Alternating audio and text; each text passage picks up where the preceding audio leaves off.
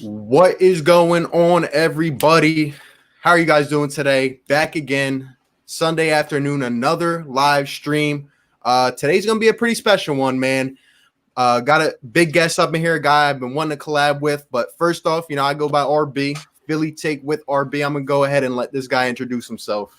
Yo, you guys know who it is. Shake Squad up, guys. Joeyshakes 72, Philadelphia Eagles YouTuber. What's going on, everybody? Very excited today. Me and RB have been trying to work this out for a while. I've been talking for a while, and finally, I mean, you guys know I haven't really collaborated with anybody with the late streams. You guys know the late streams at 11, 12 at night. So finally, an early stream for me, and I get to collab with an upcoming, very good, very talented YouTuber with Philly Take with RB, and I'm just glad to be here. So I'm ready to get this started today.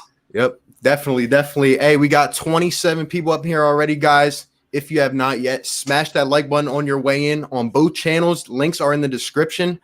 Subscribe us up, working hard. And first and foremost, I just want to say back to Joey, big fan of yours. Have been watching you for a long time, as I had mentioned to you. Appreciate it. Unbelievable content, guys. Please, if you have not yet, subscribe to Joeyshakes, diehard Eagles fan. And I love the constant energy and passion that this dude brings to YouTube. I mean, he's one of the best in the community. Yeah, and you too, man. You've been pumping out videos like crazy because I wish I could cover more sports. Like I cover the Sixers and the Phillies and everything like that, which I really wish I can, but with my time and everything, do wish I could do that. But you're doing a great job with your channel, and if you're growing really fast with the past few months, and success is coming your way. It's already here, and it's going to get better. So, yep, appreciate that a lot, man. Hey. Like we always do to start off the stream. I mean, we got 40 people up in here already. What's going on, everyone? Let's see who the OGs are. Let's see who's already up in the chat, man. Eagles season. What's going on, bro? Appreciate you being up in here. Bro Key 711. Kuma highlights says, I'm so pumped. God, I can't wait for this. There we go. Kuma, what's going on, man? Thank you for the super chat, dude. Do appreciate it. You're always like the one of the first ones to ever hit the live streams and on the videos as well. So much appreciated, dude. Thank you for doing that, dude. Very much appreciated. Yes, sir. Let's see. John Fisher, what's going on, bro? Barn 5. Glad you could be here. My guy, Joseph Simmons. My guy, Lord Dagger. What's going on, bro? Yes, sir. RB already know I'm an OG. My guy will always be here. So he already knows, man. He's up in the chat. Love it, man. What's going on? A hot take. I'm sure you know about the hot takes, Joey. Throughout the show, we give some bold predictions, some fire takes already coming in. Miles Sanders more receiving yards than CD Lamb. Interesting. I mean, dang, man. I love it. And guys, the comments are jumping. If I don't hit your comment, just go ahead and comment again. I'm going to try to get to all these. By the way, I'm on a different PC. My PC blew out yesterday. So, guys, I'm trying here, all right?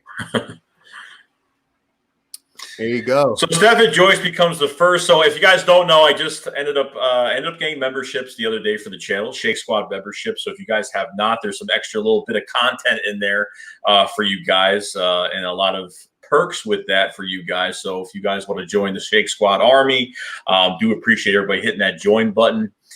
Stephen Joyce is the first Shake Squad Army member as a captain. So welcome to the Army and welcome to more good content coming your way. So appreciate it, man. Shake Squad up, dude. Flag will fly, man. Thank you, Stephen Joyce. Wayland Assembly, what's going on, bro? Eddie Price up in the building. Eddie. Cool guy, Cole. What's going on? Matt Weeks, BPY. Let's go, Birds HD. I love both you guys. Appreciate it, man. Appreciate it, bro. Let's see. One of my OGs, Rick Bennett. What's going on, brother? What's going on, man? Nicholas. Shout out to you, man. Let's go, Birds says, yes, more early streams. I wish. I wish. I try, man. I'm trying. Kevin Wallace. What's going on, man? Philly Oso, Bird Gang in the building. You already know, man. Let's see. Philly 559, my guy. What's Gucci, RB? We in here. What's going on, man? What is going on? And guys, the comments are going a little bit slow. I'm trying to click on them. Like I said, I'm on a different PC, so work with me here. Lurking, watch some of his vids. Appreciate it, man. Let's see. Hey, Brokey, thanks, man. I do appreciate the sub, dude. Much appreciated, man. Means a lot to me. Thank you. What's going on, Jock? Jock, what's up, bro? Dropping in to show support, dropping his like, and I'm out. Go Jets, yeah. You might have looked your way out, Martin, but I appreciate you, man. He's cool. Let's go, Birds. I'll subscribe. Appreciate it, man. Hold up. We got another member. Up in here. Another member. Oh, Eagle Slayer 95, new member to the Shake Squad Army. Thank you very much, dude.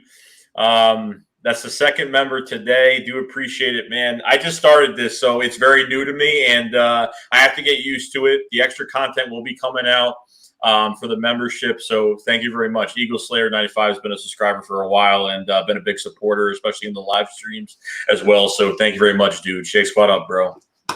Yes, sir. Yes, sir. Master P-Dot, what's going on, bro? What's up, Pete? What's going on? Got to say what's up to everyone. Lucas, what's going on? Brody, appreciate you guys. Aiden, what's up? Philly girl, another great content creator on the come up. You know, we're all a big family here. What's going on? Let's see.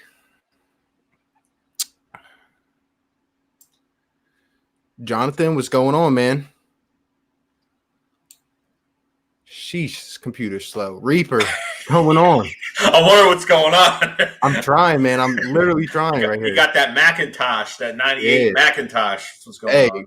They knew we were trying to do a stream together. Like, it's just everything has been happening for us to not have a stream. But I had to do it anyway. Hold up, we got another one. Do we? I don't think so. I think it just came up twice. Oh, interesting. Actually, I don't know. I'm confused. I'm also confused. Sheesh. Michael Rivera. What is going on, man? Joseph Simmons. And let's see.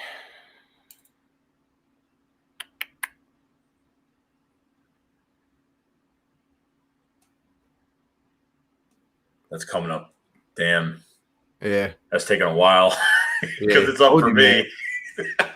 It's an old computer, man. I'm trying here. John, what's going on, man? Hey, but like I said, everyone's up that's up in here. We got 51 people up in here, guys. If you have not yet, hit the like button, hit the subscribe. Amazing content creator and Joeyshakes. Glad to have him on. We're gonna talk some Philadelphia Eagles. You know, we're gonna field some questions. First off, though, with this whole news going on in the last day or so, I know you made a video about it. I did not get to yet. But kind of just give us your thoughts, Joey, on the whole Jadeveon Clowney thing. Do you think it could be a realistic option for the Philadelphia Eagles? What would he bring to the table for this team? I think this defensive line that we do have right now, I think, in my opinion, I think it's the best defensive line in the whole league right now. I think with the depth behind it, I think it is the absolute best. Jadeveon Clowney coming to the Eagles, it's always been a possibility. I think everyone's got a bad taste in their mouths what happened in the wild card game last year. Obviously, the closer we were after the game, it was kind of crazy. But as the months have been going on, we've been seeing Jadeveon Clowney get these deals. He got offered twice from Miami Dolphins, turned that down. And then pretty much getting to his asking price, the Browns give him the $20 million deal, multi-year deal, and doesn't take it, you know what I mean? But he doesn't want – and now it's all about what team he really wants to go to. So this news comes out yesterday that, the Eagles could be a possibility because he wants to go to a team that's a winning culture, that's going to be a contender. I obviously think this team could be a contender, obviously, but we've been dealing with injuries. The injuries have been getting worse and worse every year since 2017. So it's just been crazy. But as Jadeveon Clowney could be coming here, I mean, I think we're already separated from the pack a lot more defensively, but I think you get Jadeveon Clowney on that edge rush opposite of Brandon Graham. I think it separates us. It puts us in a whole new category. I mean, plus – we're not dealing with a good pass rush and a bad secondary now. Like 2017, we had an average to low secondary with Jalen Mills, Ronald Darby. So now with Darius Slay, Roby Coleman, and whoever's going to play opposite of Darius Slay, obviously, that we don't know yet, It's a big question mark, but would I mind him coming here now? No, I wouldn't at all. And if it's a 1-year deal worth $9 to $10 million, which that actually came up a couple months ago, that the Eagles would be dealing with Jadeveon Clowney for a 1-year deal, $9 to $10 million. I think that's in their price range. And if they actually get him for the year, release him, a 3rd-round compensatory pick comes to the Philadelphia Eagles, and yeah. I think I'm on board with it. I'm on board with it. I love it. I'd do it right now. Yeah. I'm going to let you get to that real quick. Eagle Slayer, man, thank you for the super chat, bro. Eagle Slayer says, I appreciate you, bro. It's valuable from year to year to see how far you come. Do appreciate it, man. It's been a long road. Since 2016, it's been a long road, and you guys have been sticking by me since then, whether you're here from day one, a few months ago, or just subscribed to me the other day. The support has been real, and, I wouldn't be here without you guys. You guys, the success comes from you guys. I know I put out the content, but it's all on you guys, and I do appreciate it. So, Eagle Slayer, thank you very much, man. Do appreciate it. Yes, sir. Yes, sir. Thank you, everyone that's tuning in right now. I know, not the usual time for a live stream, but you guys are awesome as always. To your point about the Clowney thing, I think you hit it right on. For me, I'm kind of both ways on the situation. I feel like, in the sense, if we are able to get him at the discounted price, I mean, sure, a guy of his caliber, like you said, you put him on this defensive line. Mm-hmm. I mean, I already think our defensive line is one of the top in the NFL. You go ahead and add Jadeveon Clowney to that line based off of everything else we've done with Hargrave, with Big Play Slay, with Roby Coleman. I mean, this could be one of the best defenses in the NFL. I already think people are sleeping on our defense. We talk about the big moves of the offseason. We don't hear about Big Play Slay. We don't hear about Roby Coleman, but these were solid pickups. And I'm telling you, I think the defense is going to be the better component of the Eagles defense. If we can get him for a discounted price, you go ahead and do it. I understand. We talked about this. He might get booed week 1. Give him a little boo. Let it be done with. But yeah, the part about it for me is, do I really believe he has lowered his price down to $9 or $10 million? He's denied a deal apparently from the Browns and the Dolphins, which it makes sense. I mean, who wants to go play for those teams? But if it really is true that the Eagles are on the top of his list and we could get him for a lower price, discount 1 year, even you said it, we could get a compensatory pick. Let me tell you, man, I think it would be a solid move, a big pickup. Yep. Let's see. What's going on, Nick, James? Jock Talk, welcome all to the Philly family. Let's go all the way. You already know, man. Can we agree that Cowboys won't see these playoffs? Yes, sir. I love it. Hey, man, I love it. Are you guys buying the Baldy tweet hype? Well, Joey had actually mentioned this to me. You go ahead and speak on that for a little bit. Baldy is he's very truthful. He's not one of those guys like, I forgot some of these guys we believed over the years, and they put out these tweets and you just can't believe them. But Baldy is very truthful. And when he hears news, he does talk about it. He does breakdowns of, if you guys don't know who he is, he's an NFL analyst that does breakdowns of players on Twitter, but he's on TV sometimes, but he does breakdowns of players, rookies, players in the league. He does stuff like that. But usually when he says something, if he hears something, it's usually true. And I'm kind of believing it because it's him. If it was anybody else, I probably wouldn't believe it. But if it's Baldy, you better believe that he's telling the truth. So I believe it probably 98%. Yeah. Like you said, a respected analyst. And I mean, it's really not that surprising to me in the sense that Howie Roseman always has something up his sleeve. Whether it's mid-season, whether it's pulling off a Jay Ajayi trade, whether it's doing this, that, whatever. He's never done it, which is why I think even in free agency, we might go ahead and pick up a couple of guys. Maybe we don't expect, maybe a preseason trade or something like that. But when this guy reports that there's big news, I mean, we've talked about some of the big guys that could come here. Something could really be a game changer for this Eagles team going into this next season. I mean, I already think we're a solid team. If we go ahead and put the icing on the cake with one of these moves, I could see it happening just because of who Howie Roseman is. Yeah, especially if you have like a compensatory pick, even if you even get Clowney too. Like if there's something that the Eagles are getting in return for it, and like if it's for getting more draft picks, he'll definitely go for it. I mean, it's a win-win on both sides, even for that signing, just in general. So it makes a lot of sense, most than any other signings that we have. Yep, I agree. Let's go. Bird says no Jadeveon. He isn't worth it. We have good depth at the D line, especially. I think Josh Sweat will do good for both. Yeah, I mean, we just have depth on this line to put it straight like that. Yeah, I think Josh Sweat is. I don't think he'll ever be a superstar, but I definitely see a huge difference from his rookie year till now. I mean, he was a 4th-round pick out of Florida State. You know, he was known for not having a big motor, so he would engage and he would run out of energy very fast. He would be on the ground. I saw a big difference. I mean, he played really well last year. He didn't play bad at all last year. As a rotational guy, I think he's going to be a big piece, but as like, he's never going to be a superstar. He's never going to be that prime starter. He's never going to be a Pro Bowler. So I don't think you're going to see anything special out of him, but as a rotational guy, he's pretty good. So. Yep.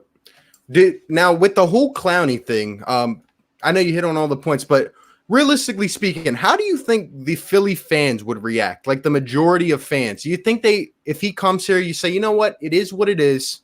We'll welcome him as a guy. We'll welcome him as a teammate of the rest of these guys. Him and Carson will be fine, everything. Or do you think some people will still have that, that disgust, that sour taste from what transpired in a playoff game? Because I really don't know.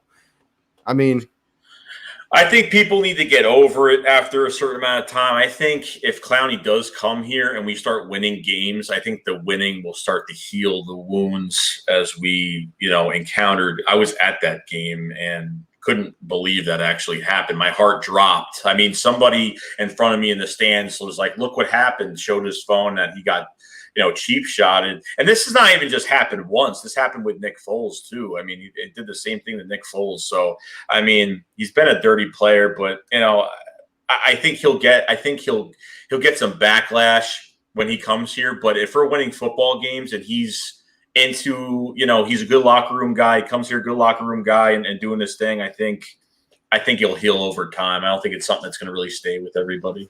Yeah.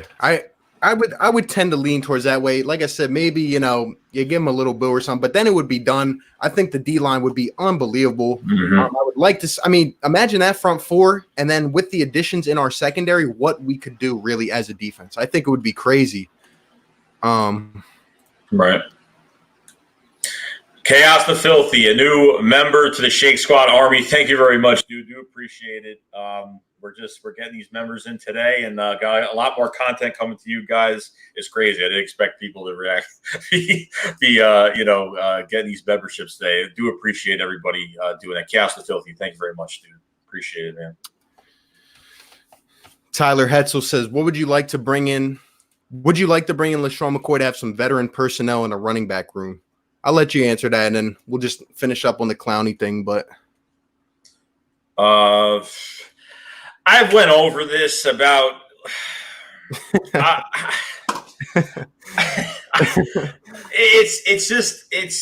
just think it's too late. We drafted Miles Sanders, and the problem with the Eagles is that they've been having so much favoritism over the young players. They've been just relying on these Super Bowl vets, and look what Boston Scott did at the end of the year. I mean, look what he did. I mean, and then you have Michael Warren from Cincinnati. You have some bruiser backs in Michael Warren. You got Elijah Holyfield that came at the end of last year. Adrian Killens looks like a speedster, but weighs like 168 pounds, and apparently he gained some weight. So I don't know what's going on with that. I see him as a put on the shelf type of running back, but going to be on special teams. Hopefully, I would love for him. Hopefully, he's not another Donnell Pumphrey, that I hyped up a few years ago, which I regret till this day. But yep. There's a lot of running backs right now. Hey, Corey Clement's coming back, and he hasn't been the same since after the Super Bowl, being injured every single year. So as of right now, it's just I don't know if he could really fit into this backfield. But at the same time, getting LaShawn McCoy, I mean, what is he going to bring to this backfield? I mean, yeah. As I think we have a lot of options. I think they just need to let the young guys compete and just get stuff done and just see what happens from there. That's all. Yeah. I don't think it's a good idea. I mean, hopefully this Baldy news is not LaShawn McCoy signing with the Eagles. Because I will be pissed. I will flip out. I will flip. I don't care. Oh man, that would be crazy. Yeah, I at this point, I thought realistically our best shot, or at least the guy I would go to, was Carlos Hyde. I mean, the guy barely got anything. I thought he would be a great addition to the Eagles. At this point, though, we have all these options in-house. I'm sure some guy can step up, give us 5, 8, 10, short carries a game. I'm there, which I think if LaShawn came, it would more so be for the leadership role, that aspect behind Miles Sanders, because realistically, I'm expecting him to have a big season, huge season. Yep. I think we're good at running back. Yeah, I feel you, man. William A. Smith, you guys are great job. You guys are doing a great job. Keep it up. Fly, Eagles, fly. Appreciate you, man. Appreciate you. Appreciate it. But to kind of finish up on the Clowney thing, like you were saying, I feel like he would get a bit of a distaste here right away. But overall, I mean, I think that puts us really in the top 3 in the league in terms of defensive lines. I mean, really think about how hard it would be to stop that. Now we have more trust on the outside, more protection. I mean, usually teams just beat us by going in the air. If you think about it, we usually don't even give up over 100 yards to opposing running backs as it is now. Yeah. You go ahead and add Jadeveon Clowney. I mean, and then teams are going to try to beat us in the air. But now we have big play Slay on the outside, so it gets scary. Not even just that, but you have Malik Jackson behind those D tackles, and then you have Hassan Ridgeway that was a nice flash in the pan last year. He ended up getting hurt, but I mean, he's a young player that can get in the backfield as well. But like you said, the secondary is night to day. Like we don't have to play picket fence defense, on third down and go back 15 yards, and give up so many yards and make it so easy. Now, we can actually put somebody on an island. We can cover half the field. But, the only thing we need to figure out now is just the opposite of Darius Slay, who's going to start that other cornerback spot. That's pretty much the only question I have right now. Yeah. Well, actually, here's a name right here, Logan Ryan. We've heard about him with the Jets and everything, potentially signing, but then we've also heard him linked to the Eagles. So I don't really know what's going on with that situation. And Everson Griffin, would you look at either of those guys to try to bring in to the Philadelphia Eagles? Logan Ryan was trying to get at least $9 to $10 million for a year. That's what he was trying to get. So when he was apparently talking with the Jets, and I guess nothing has happened yet because the Jets need – they got rid of Trumaine Johnson, which was, a total flop, bad signing, got paid a lot of money. So at this point, I don't know if the Eagles are really going to go after a corner. I just don't see it happening. I think that, Avante, I don't think Avante's a bad player. Crayvon LeBlanc will probably back up, Roby Coleman. Yeah. You have, I forgot his name, and I always forget his name every damn time I try to say his name. The guy that played, he was an undrafted corner from the Chargers and pretty much has been hurt ever since. He was like a top 10 corner the first year. Trevor Williams, another guy that you have to look at too, that's trying to revive his career. Yeah. So there's a lot of guys right now. And then when you talk about Everson Griffin, voided his contract, now a free agent. I think he still has juice in the tank as a rotational defensive end. I think he can still play. I think he can, but you're not getting, I don't know if it's the same thing of getting a compensatory pick for him. I'm not sure. I'm guessing it would be the same thing, but obviously you'd probably go after Clowney more than Everson Griffin because, I think Clowney's like 27 or something like that. So, like I said, cornerback, probably not going to go after anybody. I don't see it. Yeah, I don't think it's realistic that we go after these guys either. We got younger guys that I think will step up. In terms of Everson Griffin, I think he's going to end up getting overpaid. Maybe on a 1-year deal or something. But like you said, I'd rather much take my chance on Clowney if it's comparable, Mm-hmm. Let's see. Turbo Tastic says, who do you think will have the most receiving touchdowns this year? I guess he's talking about wide receivers. In general or on the Eagles or just on the Eagles? It's a good question. We'll get back to that. Let's see. What the hell?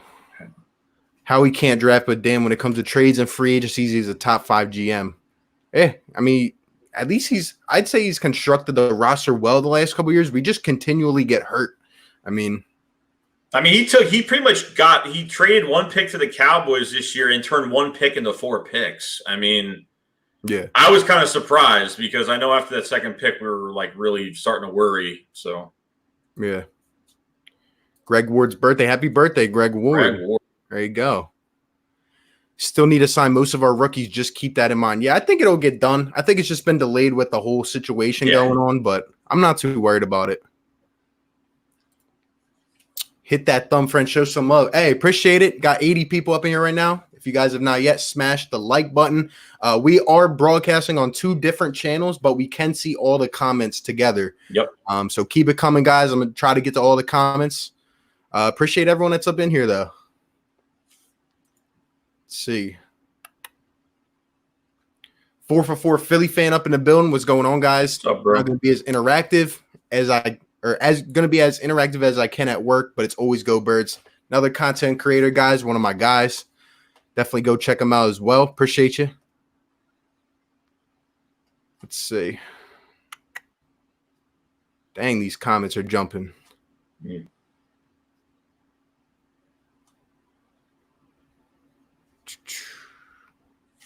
And guys, like I said, if you're just tuning in, I am on a different computer right now, so working my best with what I got.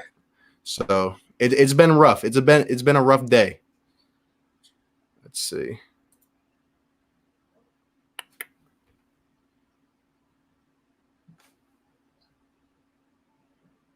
I agree, Brokey. I agree, man.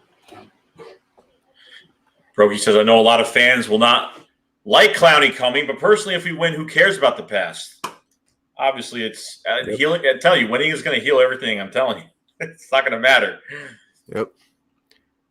Your tiers for our defense, which is safe, which means gives up about 25 points, good 20, very good 15 to 10, and very good under 10.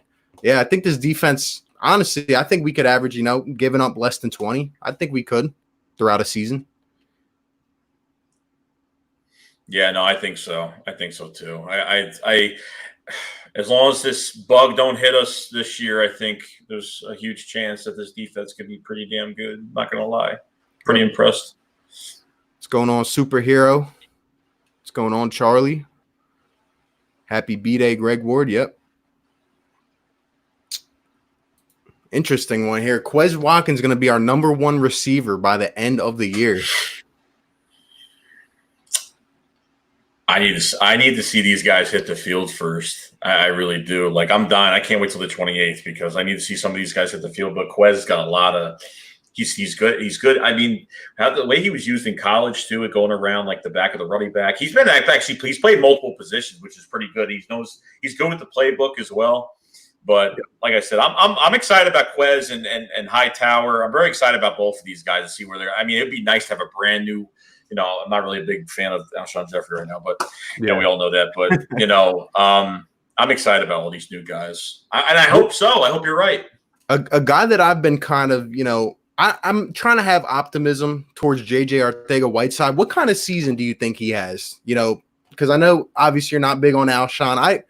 I think Alshon's near the end of his tenure as well. Obviously, you want to save $15 million. I think that JJ they want him to step up in that similar type of role that Alshon has played for the Eagles. Do you think he could step up this year and have a good year?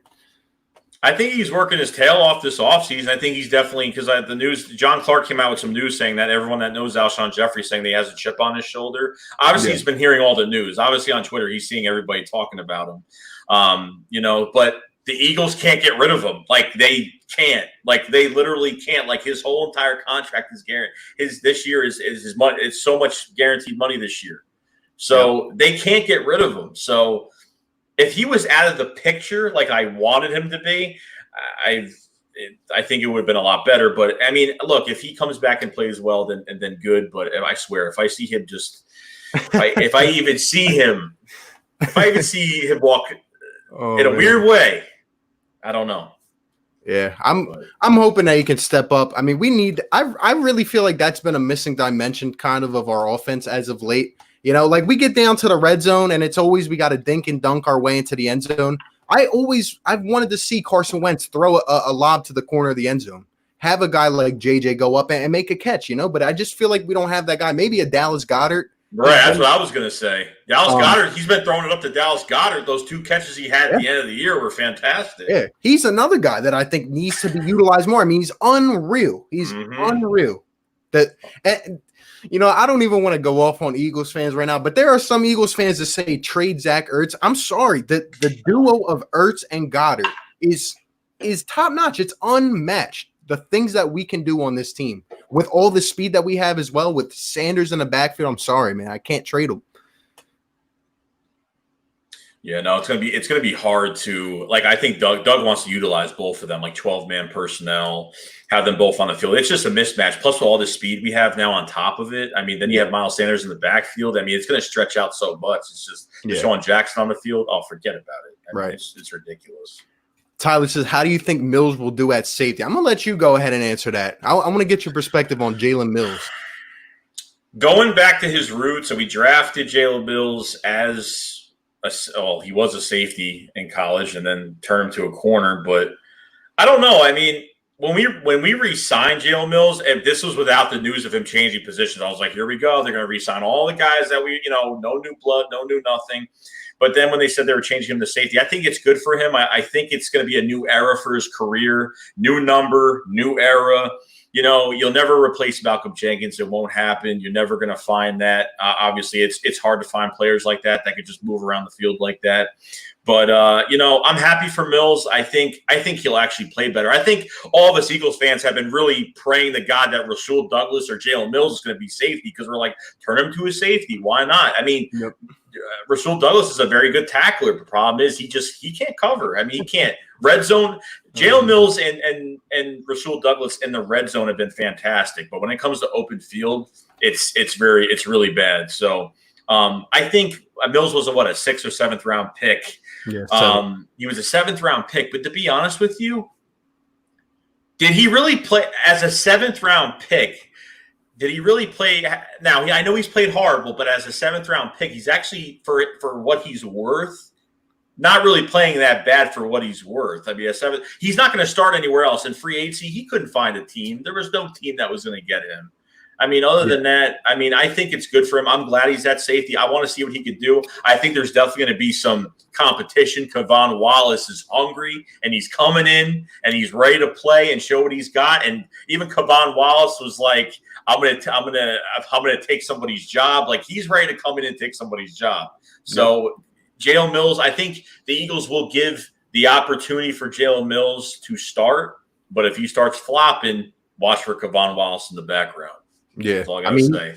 You brought up a lot of good points there. I think throughout this whole roster, I think there's going to be crazy competition. It'll inspire guys to go harder every day at practice and really win out those jobs. In terms of Mills, I've never been really high on the guy, but then again, you make a good point. I mean, he was a safety converted to a corner. He's undersized. Right. And I'm not going to say he had the easiest job in the world. He's been going up against some top tier receivers. But when it did count, against a game like the Falcons in the divisional round, a game like that, just for example, he did come up big against some big receivers. So one thing I love is his attitude. You're right. I love the way he approaches the game. I think the safety could help him out a little more. But like you said, guys like Kayvon, I'm expecting to step up big time. So it'll be interesting to see. Nicholas says, I'd rather get a linebacker. What about you guys? I think we might pick up one in free agency. I do. Maybe like a vet, maybe a Nigel Bradham come back if no one finds him. But yeah, I think it's open. I think it's open. Yeah, there's been talks about the Jets getting rid of Avery Williamson as well because he's a big cap number for the Jets. So you could trade with the Jets as well for that. But I mean, our linebacker core is really, really young. I mean, it's a very young. I'm glad when Nigel Brown got released, I was surprised. I was like, wow, they actually want to fix the linebacker core. Like, I was happy. Like Nathan Gary, I think you could throw him in the fire. I think he's turned out that. I mean, I think for Nathan Gary, this was his first. I think he finally shaped into a pretty decent linebacker. I think, coming from Nebraska as a safety, converting to a linebacker, it's not easy. So, I mean, I think this year he made a lot of calls. He did a lot of things. But with these other guys that we do have right now, it's a lot of unknown, a lot of unproven things going on. But I could see them bringing – if they want to bring Nigel Bradham back, I wouldn't mind it if they think by training camp or whatever's going on by preseason, we might not even have any games at this point. So there's going to be a lot of, there's development within the team, but you're not going to have a dress rehearsal game. You're not going to have anything to develop these guys against another jersey. So linebacker is going to be very interesting. Definitely is. I agree. Overall, though, I think we do have a nice balanced defense right now. I think things are going to be good. I do. Mm-hmm. Joseph says, considering the Jets had the second best run D, I want Jamal Adams. And then Lord Dagger says, do you guys think they may make 2 big moves, not just one? Interesting. I don't know. I big moves. I mean, this team only has like $23 million in cap space right now. So as I'm looking at it, I'm thinking when it comes to it, there was like a few possibilities of what this big move is going to be, whether it's Yannick Ngakoue, whether I don't even think that's going to happen because you got to trade. I don't even know if that's really going to happen. I think I'd rather even just get Clowney and Jamal Adams is looking for a huge contract. And if you were going to take that money, you might as well pay Malcolm Jenkins with it, obviously. But obviously he's a lot older, so you don't want to pay that much money for a guy that's like it is almost going to his middle 30s. So we'll see what happens. Yeah, man. Overall, though, I think our roster's lining up nice. But again, I've said this the last couple of years, and by week 12, I mean we're at third, fourth strings in the depth, and I'm just like, dang, man. I mean, it just amazes me where we were at last year, who we had out on the field, and the fact that Carson Wentz was able to go out and bring us to the playoffs. I don't care who we were playing. Look who we had playing for us. I mean, it's crazy, man. That Wentz contract's looking pretty good right now. Oh, yeah. Oh, definitely. I ain't complaining. Oh, man. Let's see. Just remember, Alshon's the reason Jake Elliott can make the game-winning field goal. He had 2 TDs against the Vikings in the NFC Championship and was putting in work in the Super Bowl. Don't forget. Yeah. I mean, I didn't have a problem with Alshon back then. It's just, his body started to disintegrate a little bit over the last couple of years, and here we are now. And it's really just how much we're paying him, in my opinion. I just think, he cannot keep this guy on after this year. I thought he was going to get cut or traded, but when people say trade Ertz, I laugh. Yeah, can't trade your best receiver in Ertz. He's Carson Wentz security blanket. He has been since really he came here after the first couple years or whatever. That's the thing. What was the number one problem with the Eagles wide receiving corps? We couldn't catch. But at any given time, you throw the ball out to Zach Ertz on a slant, I'm trusting Zach Ertz to make a catch. That's why I don't understand this whole trade Ertz thing. I'm sorry. Yep.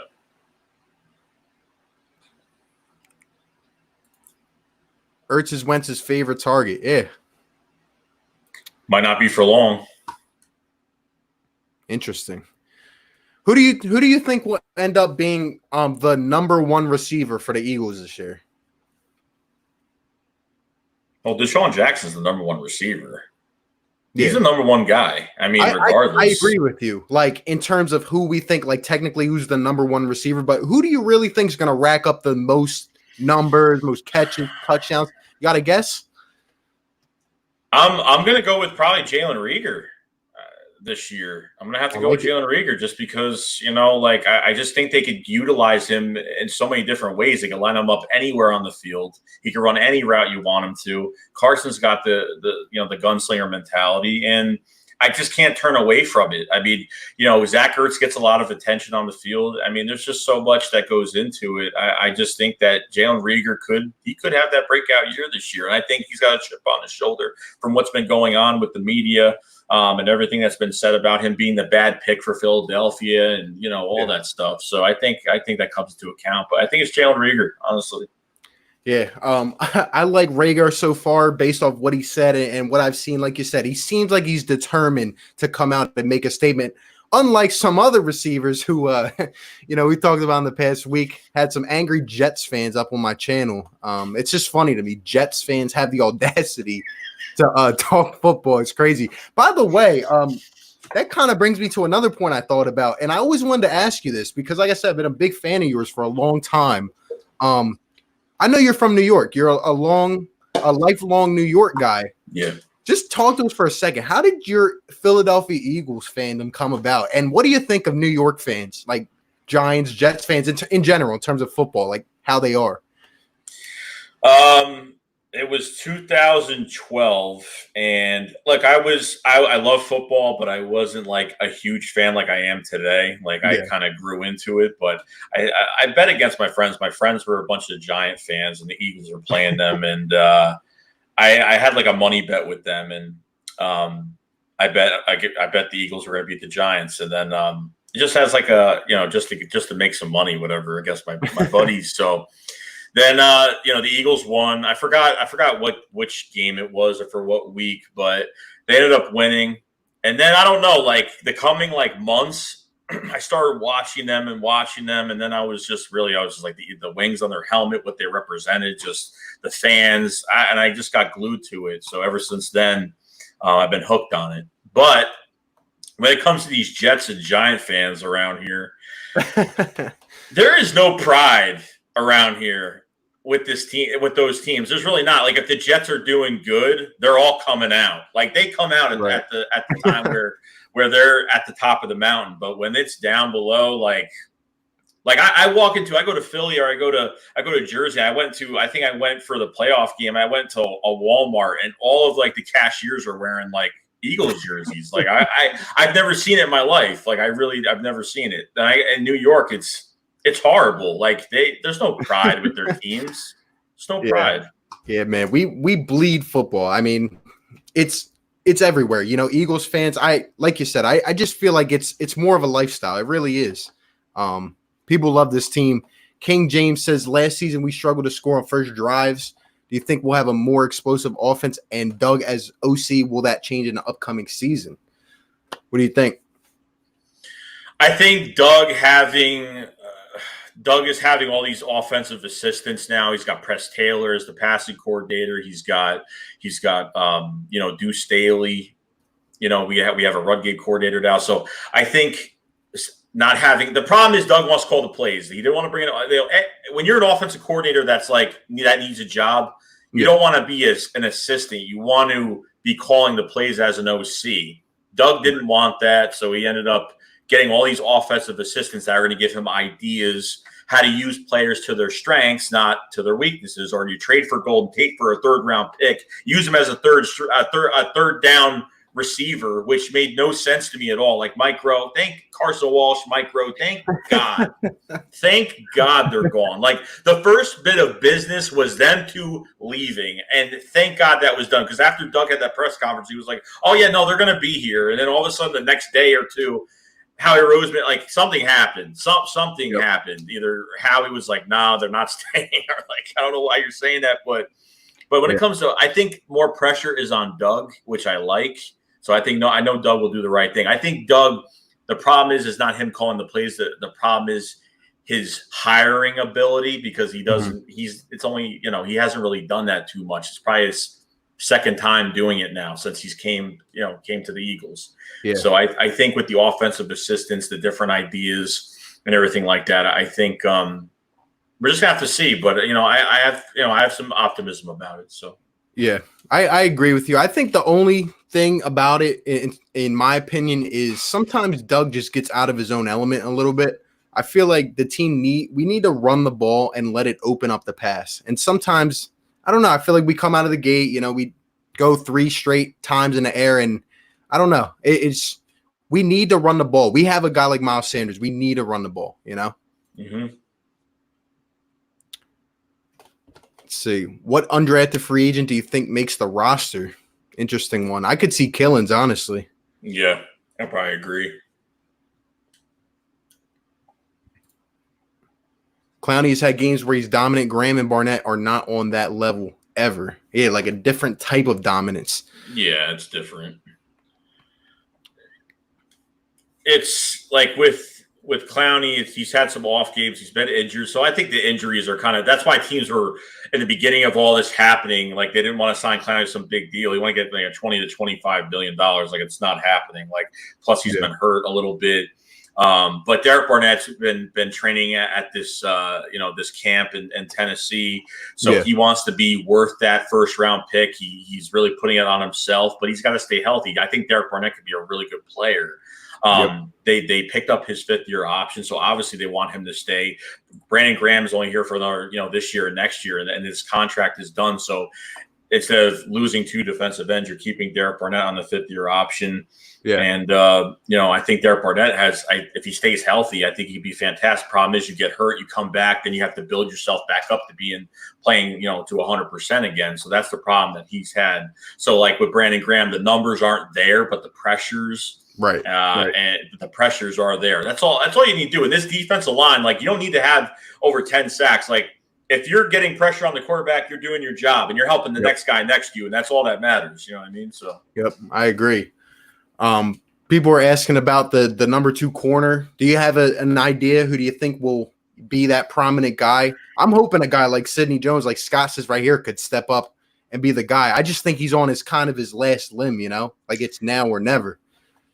Yeah, like Sidney Jones, I don't know. As a consistent corner, they've moved him. They moved him to the outside. When he was finally healthy that year, they moved him to the outside. They moved him to the inside. Just didn't work out. Then he started getting hurt again.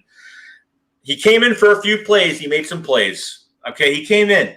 He made some plays. I know, and I've seen it. I'm not, but is this the top 10 corner that we want, that we were supposed to draft? Is that him? Is that person gone? I don't know. This is it. Like this is the last year. Like this is all. Like if he doesn't do anything this year or he gets beat out, he's got competition behind him too. I mean, Avonte Maddox, I know he could definitely play. He's made a lot of plays. You know what I mean? So. Right. Sidney Jones, I haven't been a big fan of Sidney Jones at all. Yeah. But I'll give him I give him the benefit of the doubt. Like he works out, then hey, I mean I'm down. I hope he does ball out. I hope he does. What do you think about going on top of that, a guy like Marquand Manuel? Like, do you think he's going to bring a different attitude to our DBs? You think there's going to kind of be a different tone within these guys? Maybe a little bit could help out. Yeah, I think Manuel, he's been a DC. I know he was the DC for the Falcons, I think, the Super Bowl year. Right. And he's had a lot of jobs. He's worked in very small schools, bigger universities, stuff like that. But I don't know. I just have to see what he's all about. I mean, I think a change was definitely due. I think it was, what I mean? But I'm just going to see what he does. I mean, I have to, I love doing. I love seeing the mic'd up sequences when they're on the field and stuff. Seeing how they coach everybody. It's like sometimes new coaches light a fire under certain positions. Like when Mike Groh first came here, like I don't know what he did, but he changed this receiver core, especially Nelson Aguilar. I mean, he just and everybody was like, oh, Nelson Aguilar looks like he's fast. And oh, look, I'm like, God, can you guys stop? Like, nothing's going to happen with Nelson Aguilar. It was 2017. I was like, nothing's going to happen with Nelson Aguilar. Stop. And all of a sudden, he played really well. And I just lit a fire under him. Sometimes these position coaches just light a fire. So I want to see what happens with that. Yeah. Going on top of that, Corey Unlin, I was surprised he even got a better job with the Lions. I mean, weird. I'm looking at his sample size, what the hell he did with the Eagles, and I'm like, how did this man get another job? I don't understand. I just don't get it. But kind of one more point on that. Some people have the audacity to tell me that Darius Slay is going to end up like some of the other big-time corners that we've got, and they flop out, whether it's Nnamdi Asomugha or, I don't know, Byron Maxwell, a guy like that, Cromartie. Do you have anything to say about that? Because I think it's BS. I think Slay is underrated. It means being disrespected. He's a top 5 corner in my book, no doubt about it. You guys got to stop comparing new players that we do get to old players that didn't work out. Like, I don't get why when we get a good player is always a negative effect every single time, and it pisses me off. I usually just ignore those people. I don't even answer because it's just a waste of time. Give the guy a chance. Like, all right, did they give, Slay? They gave up 2 picks for Slay. They paid him a lot of guaranteed money. You know what I mean? They made one of the highest paid corners in the league. Well, he deserves it. I mean, the Lions respected Slay enough to say, hey, we want to put you in a good situation. We want you to get paid. We're not just going to throw you to a team and just let them do what they want with you. Like, they gave enough respect to Slay. He's been there a long time. So, you know what? Like, give the guy a chance. Like, first, like, would you rather have no corners? Would you rather have I don't even know at this point. Like, at this point, like, just you guys just need to just move on. Let these guys play. You know, is Slay gonna miss one once in a while?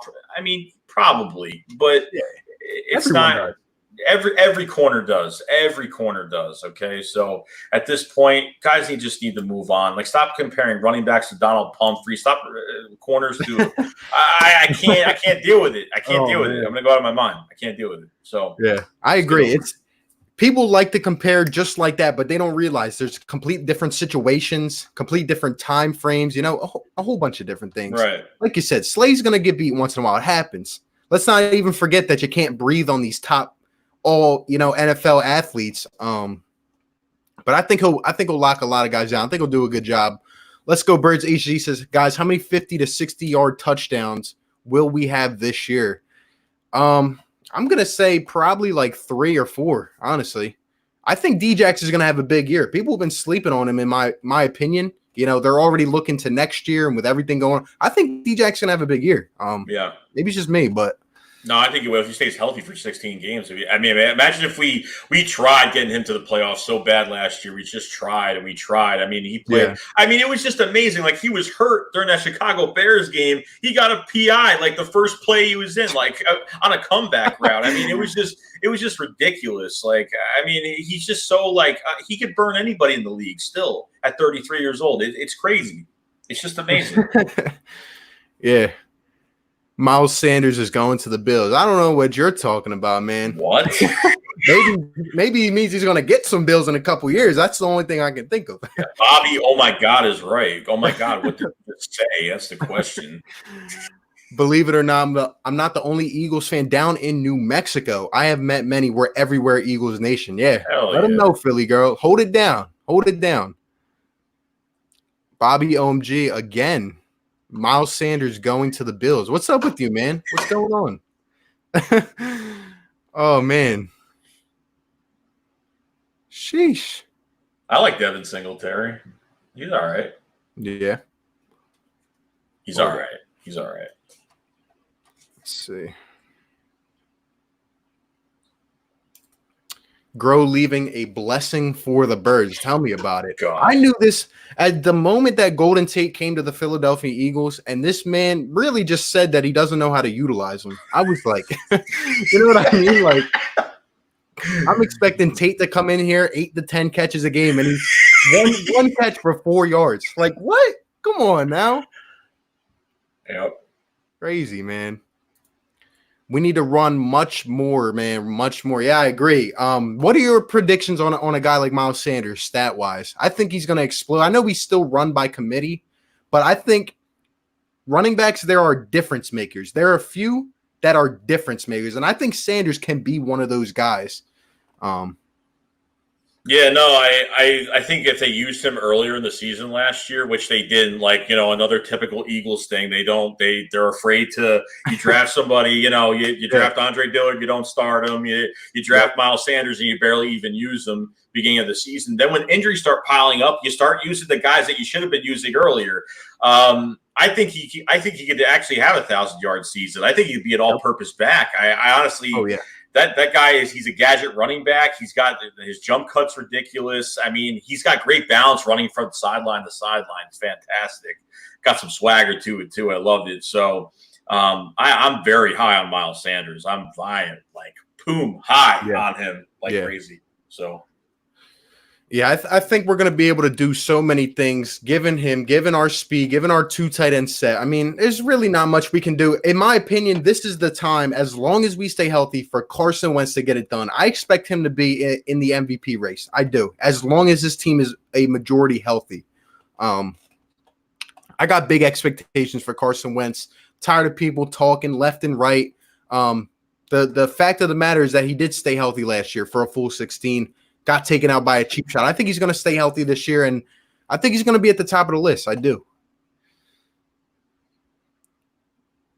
Let's see. You know what? And another thing I gotta say is that they call it an injury. Like a concussion is like an injury, but is it like like if I stand there and you hit me in the face, Right. like obviously No. it's because like obviously if you put your helmet down and hit me like in the neck, yeah, I'm probably gonna get hurt. Like just want to throw it out there. Hot take: John Hightower and Rhaegar will be our future number 1 and 2 wide receivers. There you go. John Hightower. I know you're high on him, right? Yeah, I'm very high on him. He's great in space, great with the ball in his hands. I think he could be a good special teamer as well. There's going to be a lot of special teamers. It's going to try out a lot of guys this year. We haven't had a good special teams crew since 14. I remember we had the best. We scored like over 10 touchdowns in 2014.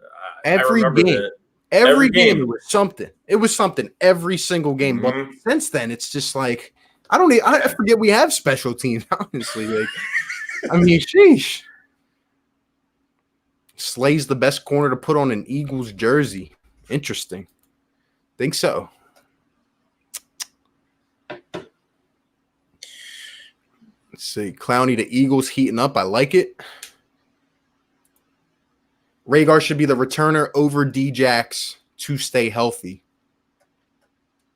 Yeah, I wouldn't put DJ. I wouldn't even risk his body getting hit. There's no, unless it's like a situational thing where we need to get like a power return touchdown or something like that. Maybe, yeah. But Carlos Garcia, what's up, bro? How you doing, man? Hope everything's good with you. Lord Dagger, another hot take. Rhaegar will have most yards after catch on the team. I could easily see that. Yeah, I could see that pretty easily too. They said they were going to use Rhaegar's best skill, which is going deep. I wouldn't want to put much on Jalen Rhaegar.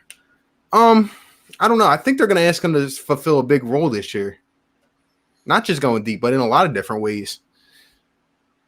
Yeah, no, I mean you're a first round pick. I mean they're not just going to use him on go routes like running straight by everybody. Like they're going to utilize him, and if they could utilize him do on reverses or anything really at this point. Like they're going to be he might be all over the field. Who knows? Yep. Master Pete, good comment, man. I completely agree. Let them sleep on us. Let the disrespect continue. We thrive in it, always have and always will. I love it. I love being the underdog. The Cowboys. The Cowboys are going to win the division.